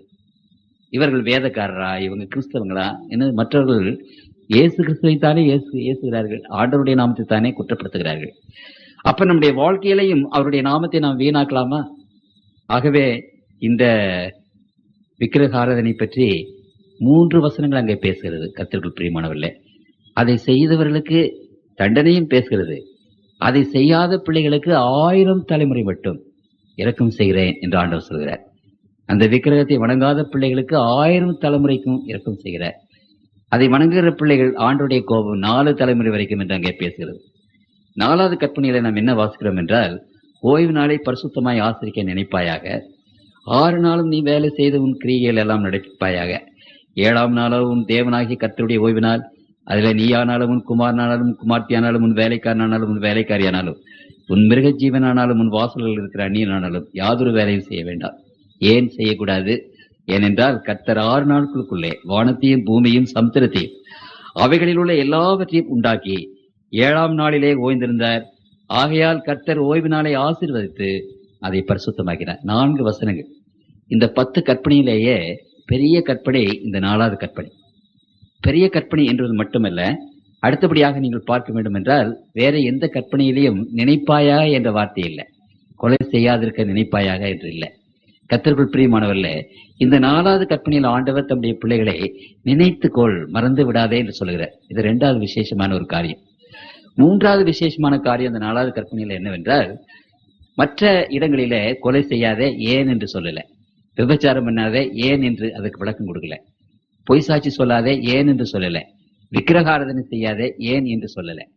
ஆனால் இந்த 4வது கற்பனையில நீ ஓய்வு நாளை ஆசரி, பரிசுத்தமாய் ஆசரி என்று சொல்லிவிட்டு ஏன் என்று சொல்கிற.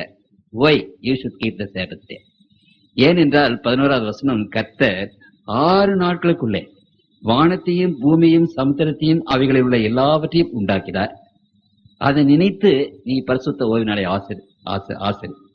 அது மாத்திரமல்ல, கர்த்தர் ஓய்வு நாளை ஆசீர்வதித்து அதை பரிசுத்தமாக்கினார்.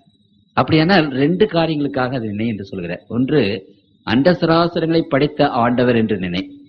6 நாளிலே ஆண்டவர் இந்த உலகத்தையும் அண்ட சராசரங்களை படைத்தார் என்பதை நீ 7வது நாளிலே நினைவுக்கு. அப்படியானால் இந்த 7ஆம் நாளிலே the memorial of the creation, ஆண்டவர் உண்டாக்கின இந்த சிருஷ்டிப்பின் ஞாபக சின்னம், ஞாபகம். அப்படியானால் அண்ட சராசரங்களை பார்த்து எங்கள் ஆண்டவர் 6 நாளிலே இவர்கள் எல்லாவற்றையும் உண்டாக்கினார், அவர்தான் உண்மையான தெய்வம், அவர்தான் சிருஷ்டிகர்த்தா என்பதை அந்த 7ஆம் நாளிலே நீ நினைவுகூர். அப்படி நினைவுகூர் என்பதை மாத்திரம் ஆண்டவர் சொல்லவில்லை.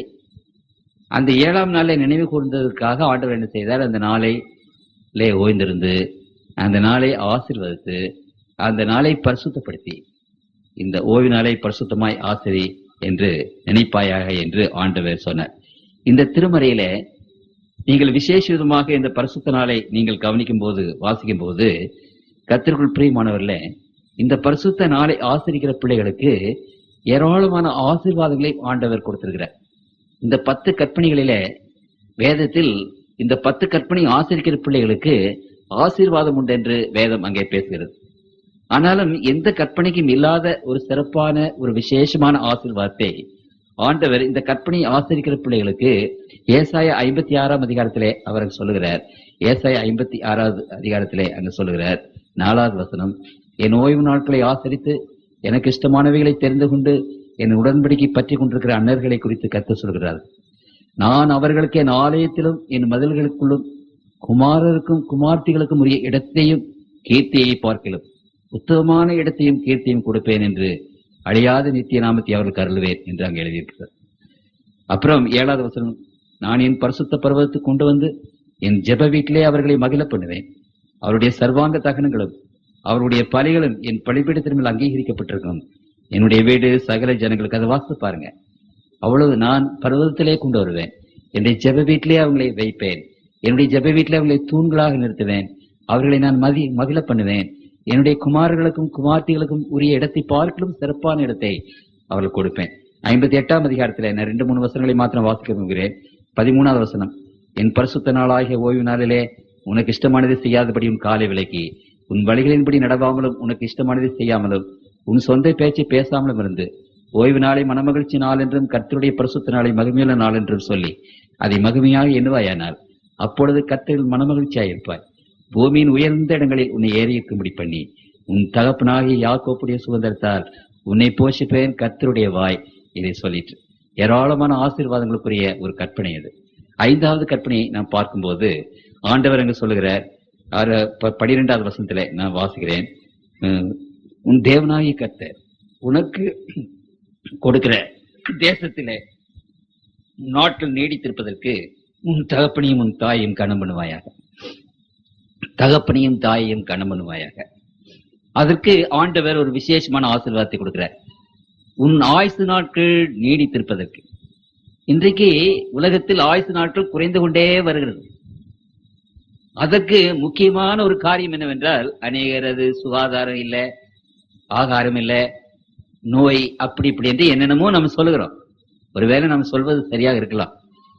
வேதம் சொல்லுகிற ஒரு காரணம், நம்முடைய வாழ்நாட்கள் குறைந்து கொண்டே வருகிறதுக்கு காரணம், தாயும் தகப்பனையும் நாம் இன்றைக்கு கனம் பண்ணுகிறது இல்லை, அவர்களை நாம் ஆதரிக்கிறது இல்லை. நம்மை பெற்றெடுத்த அந்த கரங்கள் தள்ளாடுகிற நேரத்தில் அந்த தள்ளாடுகிற அந்த கரங்களுக்கு நம்மை பிடித்து அதை நடத்துகிறது இல்லை. மண்ணே கண்ணே மணியே பொன்னே என்று 1000 முத்தம் விட்டு வளர்க்கிற அந்த தாய் தாப்பனும் அவர்கள் முதிர் வயதாகும் போது கர்த்தருக்குள் பிரியமானவர்களே, அந்த அவர்கள் இட்டு முத்தத்தை விட்டு வளர்த்தார்களே, அதற்கு நம்ம வட்டி முதலோடு அவர்களுக்கு நாம் முத்தம் கொடுத்துட வேண்டாமா? ஒருவர் சொன்னார், என்னுடைய உடலையும் சுமந்திருந்த வயிறல்லவோ எனக்கு ஆலயம் என்று பாடினார். நம்முடைய 10 மாதம் நம்மை சுமந்து இருந்த அந்த ஆலயம், அம்மாவனுடைய அந்த வயிறு, அதுவல்லவோ நமக்கு ஆலயம் என்று அவர் பாடினார். இன்றைக்கு உலகத்திலேயே அதிகமாக மீறப்படுகிற கற்பனை இந்த 5வது கற்பனை. உன் தகப்பனையும் உன் தாயையும் கனம் பண்ணுவாயாக என்ற இந்த கற்பனையை தான் இந்த உலகத்தின் மக்கள் ஏராளமாக மீறிக்கொண்டு இருக்கிறார்கள். ஆனால் அது பாவம் என்பதை குறித்து ஆண்டவர் விசேஷ விதமாக அங்கு சொல்லுகிறார். ஒரு சில வசனங்களை நான் உங்களுக்கு வாசிக்க விரும்புகிறேன். நீதிமொழிகள் புத்தகம் 20வது அதிகாரம் 20வது வசனத்திலே நான் வாசிக்கிறேன். நீதிமொழிகள் 20:20 நான் வாசிக்கிறேன். தன் தகப்பனையும் தன் தாயையும் தூஷிக்கிறவனுடைய தீபம் காரிருளில் அணைந்து போகும்.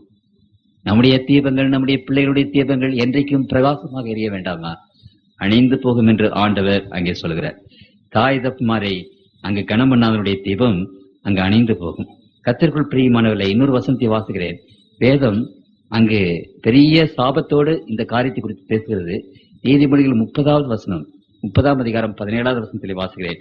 நீதிமொழிகள் 30:17 தகப்படை பரியாசம் பண்ணி தாயின் கட்டளை அசட்டி பண்ணுகிற கண்ணை நதியின் காகங்கள் பிடுங்கும் கழுகின் குஞ்சுகள் தின்னும். எபேசியர் 6:2 உனக்கு நன்மை உண்டாயிருப்பதற்கும் பூமியிலே உன் வாழ்நாள் நீடித்திருப்பதற்கும் உன் தகப்பனையும் உன் தாயையும் கனம் பண்ணுவாயாக என்பதே வாக்கு தத்தமுள்ள 1வது கற்பனையாயிருக்கிறது. கர்த்தருக்குள் பிரியமானவரே, வேதத்தில் ஏராளமான இடங்களிலே இதை பற்றி பேசிக் கொண்டு போகுது. ஒரு மனிதன் ஒரு பெரிய வீடு கட்டினான். தன்னுடைய தகப்பனால் சம்பாதித்த சொத்து. அந்த வீட்டுக்கு பக்கத்திலே ஒரு சிறு குடிசை போட்டான். அந்த குடிசையிலே ஒரு சிறிய கயிற்று கட்டல் போட்டான். அந்த கயிற்று கட்டலில் தகப்பனார் படுத்து தூங்க வேண்டும். அந்த மருமகள் அந்த பெரிய வீட்டுக்கு எஜமானி, பெரிய பிசினஸ்க்கு எஜமானி. சாயந்தாலம் ஒரு சட்டி, அந்த சட்டியிலே அந்த பெரியவருக்கு கஞ்சி ஊத்துவா. ஒரு நாளைக்கு ஒரு நேரம். ஒரு நாள் கஞ்சி ஊத்த வந்த போது அந்த சட்டியை காணல. எங்கே என்று தேடி பார்த்தா, இந்த கிழவனுக்கு ஒவ்வொரு நாள் ஒரு சட்டி வேணுமா? ஒரு சட்டியை பத்திரமா வைக்க வேண்டியதானே? அதை திட்டினார் அந்த கிழவன் என்று சொல்லி, இதை தொலைத்து போட்டான், இதுக்கு நாம் தெண்டம் போட வேண்டும், அதற்கு செலவழித்து ஒரு சட்டி வாங்க வேண்டும் என்றெல்லாம் கண்டபடி திட்டினார்.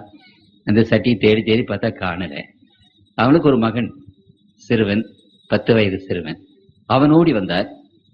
தம்பி, தாத்தாவனுடைய சட்டியை பார்த்தியா? ஆமாம்மா, நான் தான் அதை எடுத்து வச்சுக்கிறேன். எதுக்கு எடுத்து வச்சுக்கிற? நீங்கெல்லாம் கிழவன் கிழவியாகும் போது உங்களுக்கு கஞ்சி ஊத்துறதுக்கு வேற சட்டி நான் எதுக்கு வாங்கணும்?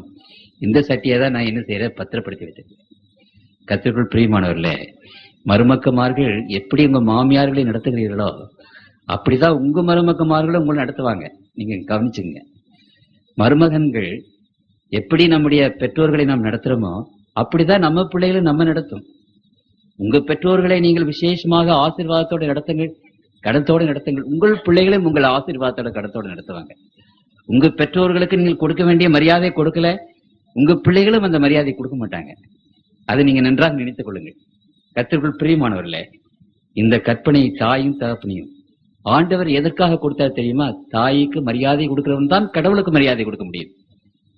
தகப்பனையும் தாயையும் மரியாதையோடு கனம் பண்ணி நடத்துகிற பிள்ளைகள் தான் கடவுளுக்கு கடன் பண்ணி நடத்த முடியும். அதுக்காக தாயும் தகப்பனையும் ஆண்டவர் கொடுத்திருக்கிறார். தாயும் தந்தையும் முதல் தெய்வம் என்று சொல்கிறார்கள். அந்த தாய் தந்தைக்கு கீழ்ப்படுகிற பிள்ளைகள் தான் கடவுளுக்கும் கீழ்ப்படிய முடியும். கடவுளுக்கு கீழ்ப்படுகிறவர்கள் முதலாவது தாயும் தந்தைக்கும் கீழ்ப்படிந்து நடக்க வேண்டும். ஆகவே அது ஒரு விசேஷமான ஒரு கற்பனை ஆண்டவர் தம்முடைய பிள்ளைகளுக்கு கொடுத்திருக்கிறார். 6வது கற்பனை என்னவென்றால், அங்கு சொல்லுகிறார் ஆண்டவர் 6வது கற்பனை பற்றி சொல்லும் போது மறுபடியும் 13வது வசனத்துல வாசிக்கிறேன், கொலை செய்யாதிருப்பாயாக. இந்த கொலை செய்யாதிருப்பாயாக என்ற அந்த கற்பனைக்கு வேதம் அநேக விதமான விளக்கங்களை கொடுக்கிறது. அதுல ஒரு விளக்கம் என்னவென்றால், கோபமே கொலை. எடுத்து வாசிப்பதற்கு எனக்கு நேரம் இல்லை. கர்த்தருக்குள் பிரியமானவர்களே, கொலை என்பது கோபம் வராமல் கொலை செய்ய முடியாது. ஆகவே ஆண்டவர் சொன்னார், நீ உன் சகோதரனை கோபப்படும் போது, உன் சகோதரனை நீ வெறுக்கும் போது, மத்தேயு 5ஆம் அதிகாரம் 6ஆம் அதிகாரத்தில் நீங்க வாசித்து பாருங்கள், அப்பொழுது அது கொலைக்கு சமமாக எண்ணப்படுகிறது. தமிழ்ல ஒரு பாட்டு உண்டு, கோபமே பாவங்களுக்கெல்லாம் தாய் தந்தை, கோபமே குடிகெடுக்கும் என்று அது வரிசையாக சொல்லிக் கொண்டு போகிறது. எல்லா பாவத்துக்கும் காரணம் முதல் பாவம் கோபம். அந்த கோபம் என்றால் என்ன? கொலை. இப்பொழுது ஒருவேளை நாம் மற்றவர்களை கொலை செய்யாமல் இருக்கலாம். இங்க இருந்து எத்தனை பேரை கொலை செய்தீங்கன்னு கேட்டா, நாம யாரையுமே கொலை செய்யாதவங்க இங்க. ஆனாலும் கர்த்தருக்குள் பிரியமானவர்களே, மூக்குக்கு மேல கோபம் வருது எல்லாத்துக்கும். மனைவி மேல கோபம், பிள்ளைகள் மேல கோபம், தகப்பன் மேல கோபம், எல்லா குடும்பத்திலேயும் அந்த கோபம் கோபம். அந்த கோபத்தை அப்படி மூட்டையே கட்டி எடுக்கலாம் ஒவ்வொரு குடும்பத்திலையும். கோபப்படுவது சரிதானா? உன்னை நேசிக்கிறேன், வாழ்நாள் முழுவதும் நேசிக்கிறேன் என்று சொல்ல மனைவி இடத்துல, உன்னையன்றி பிறர் முகம் பார்க்காமல் இருப்பேன் என்று சொன்ன மனைவி இடத்துல கோபப்படலாமா? சரி, நான் ஆயுதம் முழுவதும் உண்மை நேசித்து உண்மை கனம் பண்ணி நான் வாழ்வேன் என்று சொன்ன புருஷன் இடத்துல கோபப்படலாமா? கண்மணி பொன்மணி என்று போற்றி நடத்துகிற அந்த பிள்ளை இடத்துல கோபப்படலாமா? கர்த்தருக்குள் பிரியமானவர்களே, ஆண்டவர் சொல்லுகிறார், அந்நியன் இடத்துல நாம் கோபப்பட்டு அங்கே அந்த காரியங்களை செய்யும் போது நம்ம கடவுளிடத்திலே தான் அதை கோபப்படுகிறோம் என்று ஆண்டவர் சொல்லுகிறார். நீ அந்நியனுக்கு, இந்த ஏழைக்கு என்ன செய்தாயோ அதை எனக்கே செய்தாய் என்று ஆண்டவர் சொல்லுகிறார். கோபமில்லாத ஒரு வாழ்க்கையை கர்த்தருக்குள் பிரியமானவர்களே, கோபமே கொலை. இரண்டாவதாக நீங்கள் பார்க்கும்போது, இந்த கொலை என்று சொல்வதற்கு அர்த்தம் என்னன்னா, தற்கொலை. கொலைதானே தற்கொலை. சரி, தூக்கிலியா நாம போய் தொங்குறோம், இல்ல விஷத்தை குடிச்சா நாம கொலை செய்யறோம்? இல்ல. நம்முடைய உடம்பு தேவனுடைய ஆலயம் என்பதை ஆண்டவர் விசேஷ விதமாக பேசுகிறார். நம்முடைய உடம்பு தேவனுடைய ஆலயம். இந்த தேவனுடைய ஆலயத்தை தேவனுடைய பிள்ளைகள் தீட்டுப்படுத்தக்கூடாது. 1 கொரிந்தியர் 3ஆம் அதிகாரத்துல நான் வாசிக்கிறேன் 16-17. நீங்கள் தேவனுடைய ஆலயமாயிருக்கிறீர்கள் என்றும் தேவனுடைய ஆவி உங்களில் வாசமாயிருக்கிறது என்றும் அறியாதிருக்கிறீர்களா? ஒருவன் தேவனுடைய ஆலயத்தை கெடுத்தால் அவனை தேவன் கெடுப்பார். தேவனுடைய ஆலயம் பரிசுத்தமாயிருக்கிறது, நீங்களே அந்த ஆலயம். இது உடம்பு தேவனுடைய ஆலயம், தேவனுக்கு சொந்தமானது. அவர் தம்முடைய ரத்தத்தினாலே இந்த உடம்பை சம்பாதித்துக் கொண்டார். அது யாருடைய உடம்பு இருந்தாலும் சரி. ஆகவே தேவனுடைய ஆலயத்தை நம்ம தீட்டுப்படுத்தக் கூடாது, கெடுத்து போடக்கூடாது. அந்த ஆலயத்தை நாம் பரிசுத்தமாக வைத்துக் கொள்ள வேண்டும். ஆகவே ஆண்டவர் தம்முடைய பிள்ளைகளுக்கு என்ன சொல்லுகிறார்? இந்த தேவனுடைய ஆலயத்தை நாம் பரிசுத்தமாக வைத்துக் கொள்ள வேண்டும். கண்ட காரியங்களை சாப்பிடுறது. ஏன்னா நம்முடைய வயிறு என்ன குப்பை தொட்டியா? இந்த குப்பை தொட்டியில எல்லாத்தையும் கொண்டு போய் போடுறோமே, அந்த மாதிரி அந்த குப்பை தொட்டியில போட்டா கூட எது வேண்டானே எடுத்துக்கிடலாம். இந்த வயிற்றுக்குள்ள போட்டதை நம்ம எடுக்க முடியுமா? கண்ட காரியங்கள், இந்த உடம்புக்கு ஒவ்வாத காரியங்கள், பிடிக்காத காரியங்கள், நம்முடைய சுகத்தை கெடுக்கக்கூடிய காரியங்கள், கல், சாராயம், பீர், பிராந்தி. சரி, அப்புறம் இந்த உடம்பை கெடுக்கிற சிகரெட்டு, புகையிலை, வெத்தலை பாக்கு, இப்படிப்பட்ட காரியங்கள். இந்த வெத்தலை பாக்கு அப்படி அழகா போட்டு அப்படி வாயெல்லாம் சிவப்பா இருக்குது, அதை துப்புறீங்க. அப்ப அந்த வாயெல்லாம் சிவப்பா இருக்கும்போது துப்புறீங்க, என்னத்தை துப்புறீங்க?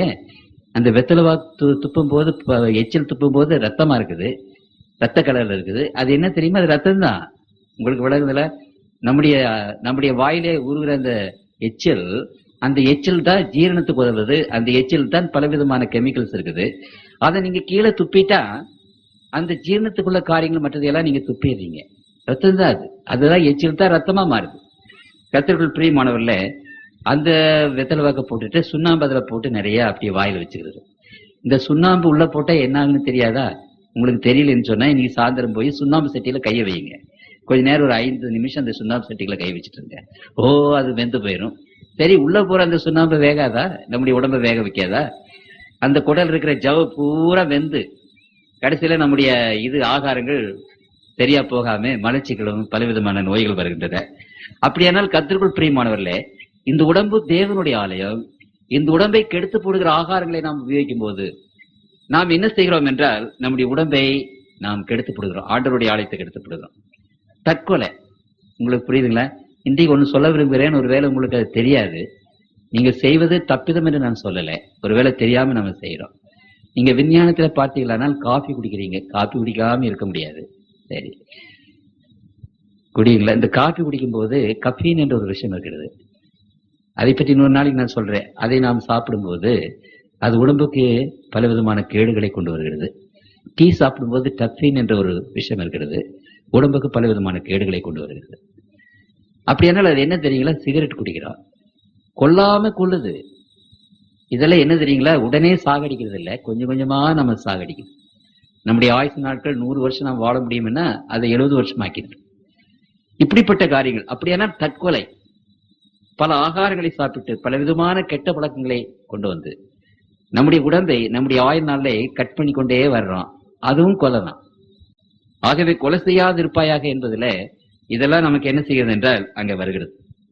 7வதாக ஆண்டவர் சொன்னார், விபச்சாரம் செய்யாதிருப்பாயாக. இந்த விபச்சாரம் செய்யாதிருப்பாயாக என்ற இந்த விசேஷமான ஒரு கற்பனை இன்றைக்கு உலகத்திலே ஏராளமாக மீடப்படுகிற ஒரு கற்பனை. ஏன் விபச்சாரம் செய்யக்கூடாது? திருமறையில விசேஷமாக ஆண்டவர் சொல்கிறார், நீதிமொழிகள் 6:26 சொல்றார், விபச்சாரம் செய்கிறவன் மதிகெட்டவன், முட்டாள். மதிகெட்டவன் தான் விபச்சாரம் செய்வார் என்று ஆண்டவர் சொல்கிறார். நீங்கள் வாசித்துக் கொள்ளுங்கள், நான் வாசிக்கிறேன். இப்ப இது நீதிமொழிகள் 6ஆம் அதிகாரம் 32வது வசனம். நீதிமொழிகள் 6ஆம் அதிகாரம் 26வது வசனத்துல தன்னுடைய உயிரை அவன் கெடுத்து போடுகிறார் என்று அங்கே சொல்லப்பட்டிருக்கிறது. இந்த விபச்சாரம் செய்கிறவர்கள் பரலோகம் போக மாட்டார்கள் என்று 100க்கு அதிகமான இடங்களிலே வேதத்துல நான் வாசிக்கிறோம். விபச்சாரம் செய்யறவங்க பரலோகத்துக்கு போக மாட்டாங்க. கர்த்தருக்குள் பிரியமானவர்களே, இந்த விபச்சாரம் ஏன் செய்யக்கூடாது என்றால், கர்த்தருக்குள் பிரியமானவர்களே, ஒரு காரியத்தை நான் உங்கள் மத்தியில வாசிக்க விரும்புகிறேன். 1 கொரிந்தியர் 6ஆம் அதிகாரம் 18வது வசனத்திலே நான் வாசிக்கிறேன். 18வது வசனத்திலே, வேசித்தனத்துக்கு விலகி ஓடுங்கள். வேசித்தனம் என்று சொல்வது கல்யாணம் ஆகாத பெண்களிடத்திலே ஆண்களிடத்திலே தப்புதமாக நடந்து கொள்வது வேசித்தனம். விபச்சாரம் என்பது கல்யாணம் ஆன பெண்கள் ஆண்களிடத்திலே தப்பிதமாக நடந்து கொள்வது.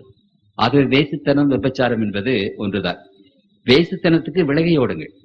மனுஷன் செய்கிற எந்த பாவமும் சரீரத்திற்கு புறம்பானதாயிருக்கும். வேசித்தனம் செய்கிறவனோ தன் சுய சரீரத்திற்கு விரோதமாக பாவம் செய்கிறார். உங்கள் சரீரமானது நீங்கள் தேவனாலே பெற்று உங்களில் தங்கியும் இருக்கிற பரிசுத்த ஆவியினுடைய ஆலயமாயிருக்கிறது என்று நீங்கள் உங்களுடையவர்கள் அல்ல என்று நாம் அறிவோம். அப்படியானால் உங்களுக்கு புரியுறதா? நம்ம சரீரத்துல பாவம் செய்யறதா வேசித்தனம். இந்த சரீரம் தேவனுடைய ஆலயம். இந்த சரீரத்தை நாம் வேசித்தனத்துக்கும் விபச்சாரத்துக்கு உட்படும் போது அது ஒரு பெரிய பாவமாக ஆண்டவர் இங்கு சொல்கிறார். அந்த விபச்சாரத்தை போல இந்த பாவங்கள் வேறு பாவம் இல்லை என்பதாக வேதம் அங்கே நமக்கு சொல்கிறது. இன்னொரு காரியத்தை உங்களுக்கு சொல்றேன். ஆண்டவர் எல்லாவற்றையும் உண்டாக்கினார். அந்த உண்டாக்கக்கூடிய சக்தி, அந்த கிரியேஷன் உண்டாக்கக்கூடிய சக்தியை மக்களாகி நமக்கும் கொடுத்திருக்கிறார். இன்றைக்கு குழந்தைகளை உண்டாக்கக்கூடிய ஒரு சக்தி மனுஷனுக்கு இருக்கிறது. அப்படியானால் மனுஷன் யார்? இறைவனோடு கூட சேர்ந்து ஒரு விதத்துல we become the co-creator. இறைவனோடு சேர்ந்து சிருஷ்டிக்கிற பிள்ளைகளாக நாம் இருக்கிறோம். அப்படியானால் சிருஷ்டிப்பு என்பது எவ்வளவு பரிசுத்தமானது. திருமறை விசேஷமாக அதை பற்றி பேசும்போது என்ன சொல்றது என்று சொன்னால், மல்கியாவின் புத்தகம் 2வது அதிகாரத்திலே இங்கே வாசிக்கிறோம். 15வது வசனத்திலே 14வது வசனத்திலே இருந்து வாசிக்கிறேன். மல்கியா 2:14. ஏன் என்று கேட்கிறீர்கள்? கர்த்தர் உனக்கும் உன் இளவயதின் மனைவிக்கும் சாட்சியா இருக்கிறார். உன் தோழியும் உன் உடன்படிக்கையின் மனைவியுமாகிய அவளுக்கு நீ துரோகம் பண்ணினாயே, மனைவிக்கு துரோகம் பண்ணினாயே. அவர் ஒருவனை அல்லவா படைத்தார், ஆவி அவரிடத்தில் பரிபூர்ணமாயிருந்ததே. பின்ன ஏன் ஒருவனை படைத்தார்? தேவ பக்தியுள்ள சந்ததியை பெறும்படிதானே. ஆகையால் ஒருவனும் தன் இளவயதின் மனைவிக்கு துரோகம் பண்ணாதபடிக்கு உங்கள் ஆவியை குறித்து எச்சரிக்கையாயிருங்கள். ஆண்டவர் எவ்வளவு திட்டவட்டமா பேசுறாரு. தேவ பக்தியுள்ள சந்ததியை பெறும்படிதானே. அப்படியானால் ஒருவனுக்கு ஒருத்தி என்ற அந்த கொள்கையை எதற்காக ஆண்டவர் கொண்டு வந்தார்? பிள்ளைகள் அந்த ஒருவனுக்கு ஒருத்தி என்ற கொள்கையை மாறி நாம் அநேகரை நினைத்து அல்லது அநேகரிடத்திலே போய் எப்படி நாம் வாழ்ந்தால் நம்முடைய பிள்ளைகள் பாவமுள்ள பிள்ளைகளாக பிறந்து இந்த உலகம் இன்றைக்கு பாவத்திலே ஏராளமாக அங்கே போய் கொண்டிருக்கிறது என்பதை நீங்கள் அறிய வேண்டும். ஆகவே கர்த்தருடைய பிள்ளைகள் இந்த காலங்களிலே இந்த விபச்சாரம் என்ற ஒரு காரியத்தை நாம் ஒழித்து விடத்தக்கதாக ஆண்டவர் நம்மிடத்திலே விசேஷ விதமாக இந்த கற்பனை கொடுத்திருக்கிறார். 8வது அங்கு ஆண்டவர் சொல்கிறார், களவு செய்யாதிருப்பாயாக. பிறர் பொருள் உள்ளதை உள்ளதென்றும் இல்லதை இல்லதென்றும் சொல்லுங்கள், பைபிள் சொல்லுது. இன்னொருத்தருடைய பொருள் நமக்கு வேண்டாம். இன்னொருத்தருடைய பொருளை நாம திருடினா நம்ம பொருளை இன்னொருத்தர் திருடிட்டு போயிடுவாங்க. இது நமக்கு தெரிவதில்லை. இன்னொருவனிடத்திலிருந்து அநியாயமாக ஒரு பொருளை சம்பாதித்தால் நம்மிடத்திலிருந்து 10 பேர் அநியாயமாக நம்ம பொருளை தூக்கிட்டு போயிடுவாங்க. இது கடவுளுடைய விதி. நாம் எதை விதைத்தோமோ அதையே நாம் அறுப்போம். இது நமக்கு புரியுறதில்லை. மற்றவர்களை ஏமாத்துவது, மற்றவருடைய பொருளை நாம் எடுத்துக்கொள்வது, பிறனுடைய ஆடு, பிறனுடைய மாடு, பிறனுடைய மனைவி, பிறனுடைய சொத்து, பிறனுடைய சுகம், அந்த திருட்டு தேவனுடைய ராஜ்யத்தில் கர்த்தருக்குள் பிரியமானவர்களே திருடர்களும் பரலோகத்துக்கு போக மாட்டார்கள் என்ற வேதத்துல விசேஷ விதமாக ஆண்டவர் அதை குறித்து பேசுகிறார். ஆண்டவர் நமக்கு கொடுத்தது போதும், கஞ்சியோ கூழோ அது போதும், நமக்கு போதும் என்ற மனதோடு நாம் இருக்கும்போது கர்த்தர் நமக்கு விசேஷமான காரியங்களை அங்கு செய்கிறார். 9வது, அங்கு பிறனுக்கு விரோதமாக பொய் சாட்சி சொல்லாதிருப்பாயாக. பொய் சாட்சி கோர்ட்டிலே மாத்திரம் சொல்வதல்ல, நம்முடைய ஜீவியத்திலையும் பொய் சொல்லக்கூடாது என்று ஆண்டவர் சொல்லுகிறார். பொய் பேசின வாய்க்கு போஜனம் கிடையாது என்று பார்க்கிறோம். அப்படியானால் கர்த்தருக்குள் பிரியமானவர்களை வேதம் என்ன செய்கிறது? சகரியா 8:17 ஆண்டவர் சொல்லுகிறார், ஆண்டவர் பொய்யை வெறுக்கிறார். சகரியா 8:17 பொய் பேசுகிறவர்களை கர்த்தர் வெறுக்கிறார். கர்த்தருக்குள் பிரியமானவர்களே உள்ளதை உள்ளதென்றும் இல்லதை இல்லதென்று சொல்லுங்க, அதுக்கு மிஞ்சினது பாவமாயிருக்கும் என்று சொல்கிறது. மத்தேயு 5:37 அங்கு சொல்லப்பட்டிருக்கிறது. ஆகவே கர்த்தருக்குள் பிரியமான தேவனுடைய பிள்ளைகளை வேதத்தில் ஏராளமான வசனங்கள் பொய்யர்களும் தேவனுடைய ராஜ்யத்துக்கு போக மாட்டார் என்று சொல்லப்பட்டிருக்கிறது. 10வது அந்த கற்பனை என்னவென்றால், பிறனுடைய வீட்டை இச்சையாதிருப்பாயாக, பிறனுடைய மனைவி இச்சையாதிருப்பாயாக, அவனுடைய வேலைக்காரனையும் அவனுடைய வேலைக்காரியும் அவனுடைய எருதியும் அவனுடைய கழுதையும் பின்னும் பிறனுக்குள்ள யாதொன்றையும் இச்சையாதிருப்பாயாக. இச்சை பாவம் என்று வேதம் பேசுகிறது. அந்த இச்சையினாலதான் முதல் பாவம் வந்தது. சாப்பிட வேண்டாம் என்ற அந்த கனியை அந்த ஏவாள் இச்சித்தார். ஆகவே திருமறை என்ன சொல்கிறது என்றால், ரோமர் 7:7 என்ன சொல்கிறது? ஆகையால் என்ன சொல்வோம்? ரோமர் 7 என்ன சொல்கிறது என்றால், நியாயப்பிரமாணம் பாவமோ அல்லவே, பாவம் என்னதென்று நியாயப்பிரமாணத்தினால் நான் அறிந்தேனே என்று மற்றபடி அறியவில்லை. இச்சையாதிருப்பாயாக என்று நியாயப்பிரமாணம் சொல்லாதிருந்தால் இச்சை பாவம் என்று அறியாமல் இருப்பேனே. பாவமானது கற்பனையினாலே சமயம் பெற்று சகலவித இச்சைகளையும் என்னில் நடப்பித்தது. நியாயப்பிரமாணம் இல்லாவிட்டால் பாவம் செத்ததா இருக்குமே. இச்சை என்ற பாவம், இன்றைக்கு உலகத்தின் மக்கள் இச்சை என்ற பாவத்தை அதிகமாக செய்கிறார்கள். பலவிதமான சாப்பாடுகள் மேல இச்சை, பொருள்கள் மேல இச்சை, மற்ற பெண்கள் மேல இச்சை, ஆண்கள் மேல இச்சை. இன்றைக்கு அந்த இச்சை என்ற பாவம் ஏராளமாக இருக்கிறது. கர்த்தருக்குள் பிரியமானவர்களே, அப்படியானால் இந்த 10 பிரமாணங்களை ஆண்டவர் தம்முடைய பிள்ளைகளுக்கு தம்முடைய சொந்த விரலினாலே எழுதி கொடுத்தார். இந்த 10 பிரமாணங்கள் நம்முடைய வாழ்க்கைக்கு வழிகாட்டியாக, நமக்கு ஒரு வேலியாக இருக்க வேண்டும், நம்மை பரிசுத்தவான்களாக ஆக்க வேண்டும் என்பது ஆண்டவருடைய ஒரு விசேஷ விதமான அந்த திட்டம்.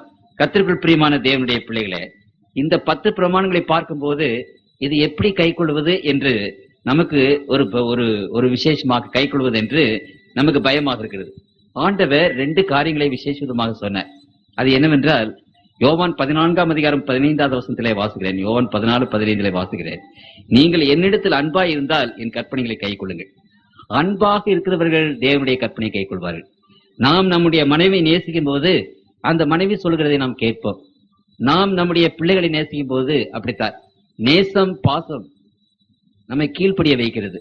அப்படியானால் தேவனை நாம் நேசிக்கும் போது அவர் என்ன சொன்னாலும் சரி, அதன்படி நாம் நடப்போம். உங்களுக்கு புரிகிறதுனா? ஆகவே அன்பு கற்பனையை நாம் கை கொள்ள வேண்டும் என்றால் அன்பு நமக்கு இருக்க வேண்டும். ஆண்டவரை நாம் நேசிக்க வேண்டும். அப்பொழுது அந்த கற்பனையை நாம் என்ன செய்வோம்? கை கொள்வோம் என்று ஆண்டவர் தம்முடைய பிள்ளையிடத்தில் சொல்கிறார். ஆண்டவர் இதற்கு உதாரணமாக 15 சொன்னார், அவர் ஒரு செடி, திராட்சை செடி, நாம் கொடிகள். ஆகவே கர்த்தருக்குள் பிரியமானவர்களே, ஆண்டவர் ஒரு குருடனை, ஒரு முடவனை எழுந்திருந்து நட என்று சொல்லும் போது அந்த முடவன் எழுந்திருப்பதற்கும் நடப்பதற்கும் சக்தியை கொடுக்கிறார், இல்லைன்னா சொல்ல மாட்டார். அதே போலவே இந்த 10 பிரமாணங்களை நமக்கு கொடுத்து இந்த 10 பிரமாணங்கள் இப்படி நடக்க வேண்டும் என்று ஆண்டவர் சொல்லும் போது அந்த 10 பிரமாணங்களை இப்படி நடப்பதற்கு நமக்கு சக்தியை தருகிறார். கேளுங்க, தருவார். நம்முடைய உள்ளத்திலே, நம்முடைய வாழ்க்கையிலே எப்படிப்பட்ட பாவங்கள் இருந்தாலும் சரி, அது எவ்வளவு பெரிய பாவங்களாக இருந்தாலும் சரி, கர்த்தருக்குள் பிரியமானவர்களை நாம் தெரிந்தோ தெரியாமலையோ நாம் செய்து கொண்டிருக்கிறோம். ஆண்டவர் இரக்கம் உள்ளவர். ஒருவேளை நாம் மனஸ்தாபப்பட்டு, தகப்பனே நான் பாவம் செய்தேன் என்று சொல்லி இன்றைக்கும் கூட நம்முடைய பாவங்களை மன்னிக்கவும், அந்த பாவத்தை செய்யாதபடி நமக்கு பலன் கொடுக்கவும் ஆண்டவர் நமக்கு ஆயத்தமாக இருக்கிறார். ஆண்டவருடைய மினிஸ்ட்ரியில, அவருடைய ஊழியத்தில அவர் மனுஷனாக பிறந்தார் ஒன்று, அவர் மனிதனாக வளர்ந்தார் இன்னொன்று, உபதேசம் பண்ணினார், நமக்கு நற்போதனை கொடுத்தார் 2, அவர் நமக்காக மரித்தார் என்பது 3, அவர் பரலோகத்துக்கு எழுந்த உயிரோடு எழுந்தார் என்பது 4, அவர் பரலோகத்துக்கு போனார் என்பது 5, அவர் திரும்ப வரப்போகிறார் என்பது 6, அவர் நம்மை கூட்டிக் கொண்டு போக போகிறார் என்பது 7. இந்த 7 விசேஷமான காரியங்களை நாம் ஆண்டவருடைய ஜீவியத்திலே விசேஷ விதமாக நாம் பார்க்கிறோம். இந்த 7 விசேஷமான காரியத்தோடு இன்றைக்கு ஒரு காரியத்தை நாம் மறந்து விடுகிறோம். அது என்னவென்றால் இயேசு கிறிஸ்துவானவர் பரலோகத்துக்கு போய் இன்றைக்கு பிதாவின் இடத்திலே நமக்காக பரிந்து மன்றாடி கொண்டிருக்கிறார். என்ன பரிந்து மன்றாடி கொண்டிருக்கிறார்? இன்றைக்கு நமக்காக ஊழியம் செய்கிறார். நம்முடைய விண்ணப்பங்களை எல்லாம் அவருக்கு பிதாவுக்கு முன்பாக வைக்கிறார்.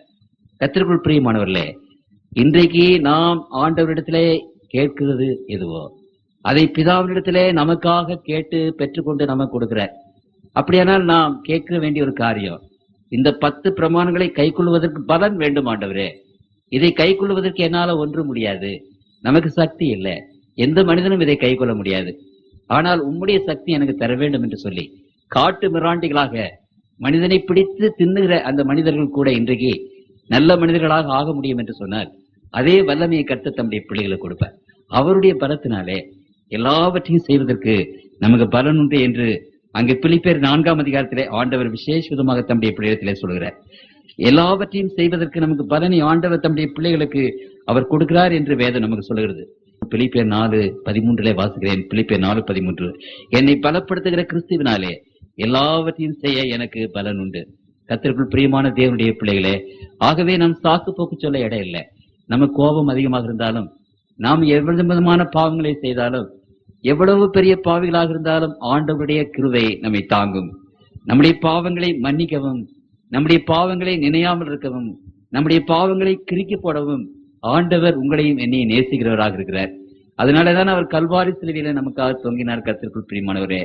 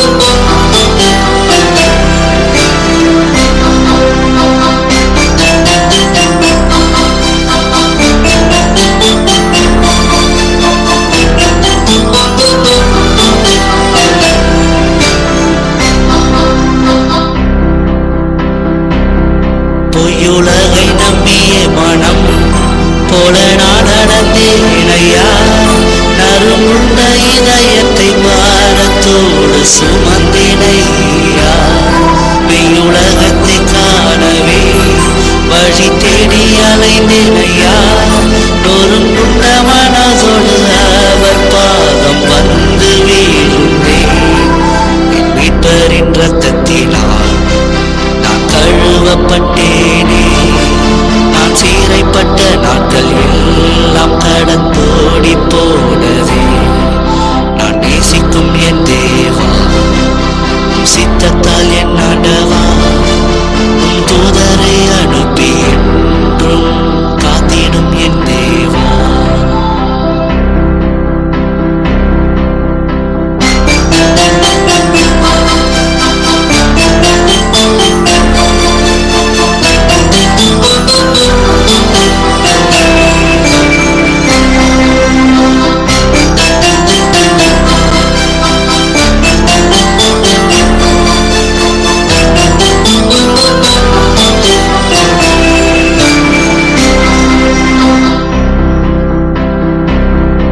என் உள்ளத்தில் வந்தமர்ந்தார், என் கஷ்டம் நீங்கி போனதே. அளவில்லா சமாதானம் தந்த எந்த இறைவா, நான் போற்றுவேன் மகிழ்ச்சியாய், நான் ஸ்தோத்தரிப்பேன் தினமும். என் இயேசு கிறிஸ்துவை ஓயாமல் பாடி துதிப்பேன். என் மீட்பரின் இரத்தத்தினால் நான் கழுவப்பட்டேனே, நான் சீரைப்பட்ட நாட்கள் எல்லாம் கடந்தோடி போனதே. நான் நேசிக்கும் என் தேவா, சித்தத்தால் என் ஆண்டவா,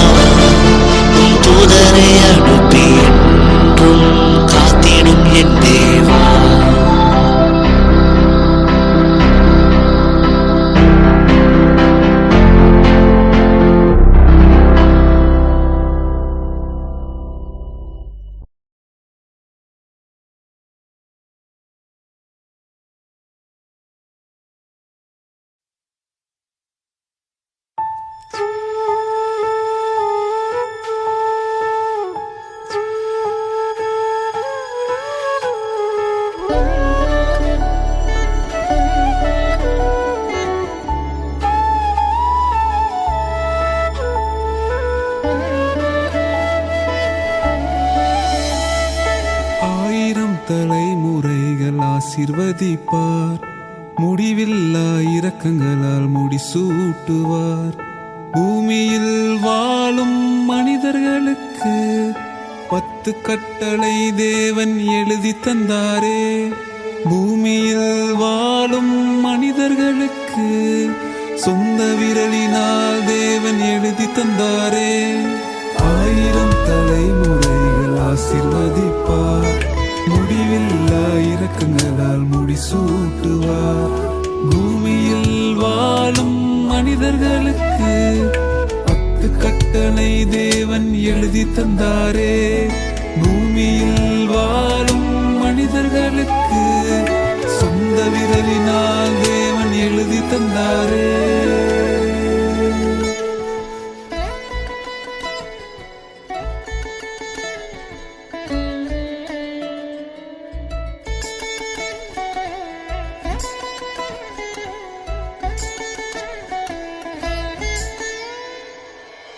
என்னையன்றி வேறு தேவன் வேண்டாம், என்னையன்றி வேறு தேவன் இல்லை. யாதொரு சொரூபமும் வேண்டாம், யாதொரு விக்கிரகமும் வேண்டாம். கர்த்தரின் கட்டளையை கவனமாய் கை கொண்டால் வைப்பார், உன்னை மேன்மையாக வைப்பார். அவரின் சத்தத்துக்கு உண்மையை செவி கொடுத்தால் வைப்பார், உன்னை மேன்மையாக வைப்பார். 1000 தலைமுறைகள் ஆசிர்வதிப்பார்.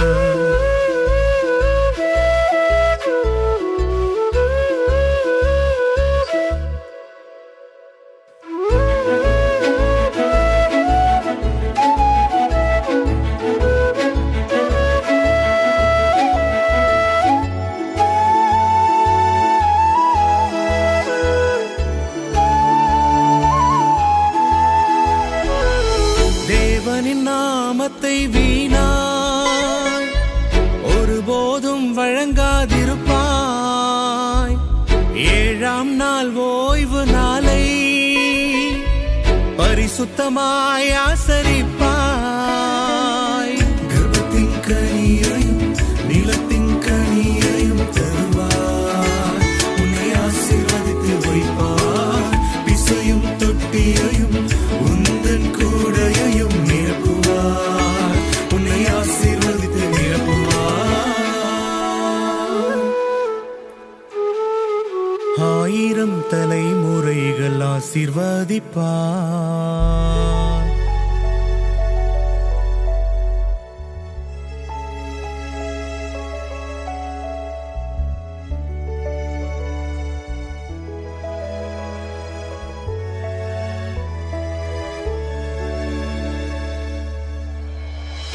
வாழ்நாள் நீடித்திருப்பதற்கு பெற்றோரை கனம் பண்ண வேண்டும். உள்ளத்தில் கோபம் கொள்ள வேண்டாம், கோபத்தால் கொலை செய்ய வேண்டாம். உனக்கு விரோதமாய் எழும்பும் ஆயுதங்கள் முறியும், உன் கண்கள் அதை காணும். உந்தன் சத்துருக்கள் 7 வழியாக ஓடுவார், உன் கண்கள் அதை காணும். 1000 தலைமுறைகள் ஆசீர்வதிப்பார்.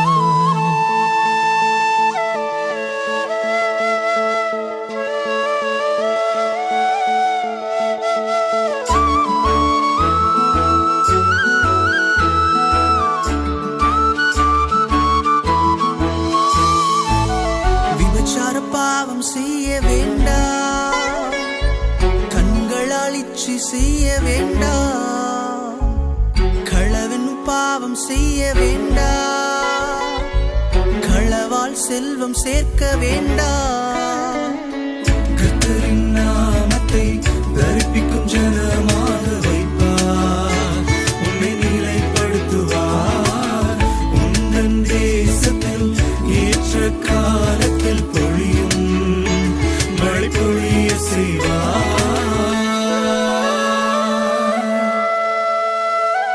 1000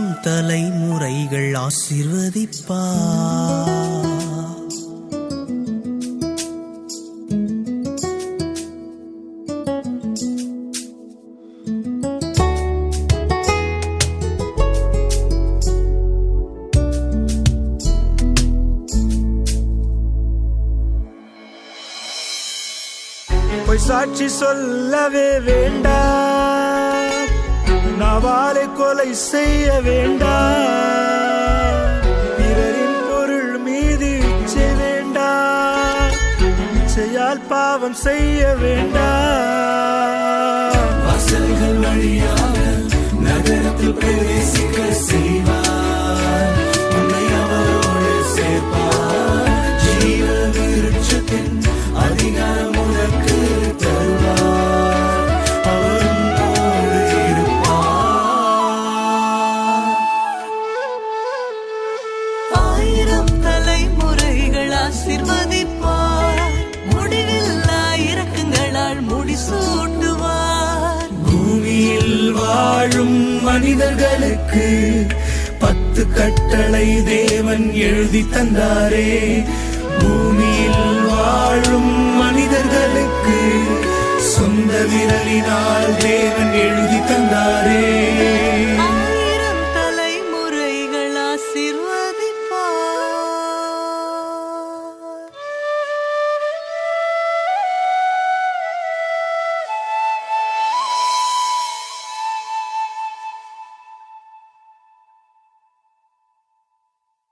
பத்து பிரமாணம் தேவகுணத்தின் வெளிப்பாடு ஆகும். 10 பிரமாணம் பரமராஜ்யத்தின் ஆதாரம் ஆகும். ஏதேனிலே அதை முதல் தம்பதியின் உள்ளத்தில் வைத்தார். விசுவாச தகப்பன் ஆபிரகாமின் இல்லத்தில் வைத்தார். சீனாயில் தேவனே இறங்கி வந்து 10 பிரமாணம் கொடுத்தார். அதை கடைபிடித்தால் தான் ஆசீர்வாதங்கள் என்றார். கர்த்தரின் கட்டளைகளை எலியா உயர்த்தி பிடித்தார். அதை மீறினோம், ஆகவே பாபிலோன் சிறையிருப்பில் தவிக்கிறோம் என்று தானியேலும் ஜெபித்தார். பிரியமானவர்களே, 10 பிரமாணங்களை ஒழிக்க இயேசு வந்தாரா? இல்லை, நிறைவேற்றவே வந்தார். 10 பிரமாணம் அக்கினி பிரமாணம், பூரண பிரமாணம், விடுதலை பிரமாணம், ராஜரீக பிரமாணம் ஆகும். வெளிப்படுத்தல் சொல்லுகிறது, 10 பிரமாணத்தை கடைபிடிக்கிறவர்கள் தான் நீதமானவர்கள், பாக்கியவான்கள், பரிசுத்தவான்கள். அதை கடைபிடிப்பது நம்ம எல்லார் மேலும் விழுந்த கடமை. இயேசு அதற்கு நமக்கு பலன் தருவார். 1000 தலைமுறைகள் பாடலை நீங்கள் தனியாகவோ குழுவாகவோ குடும்பமாகவோ சபையாகவோ பாடி பதிவு செய்து அதை ஆடியோவாகவோ வீடியோவாகவோ எங்களுக்கு அனுப்பினால் உங்களுக்கு மிகச்சிறந்த அருமையான ஆவிக்குரிய அன்பளிப்பு காத்திருக்கிறது. ஜெபத்தோடு செய்யுங்கள். தேவன் உங்களை ஆசீர்வதிப்பார். ஆமென்.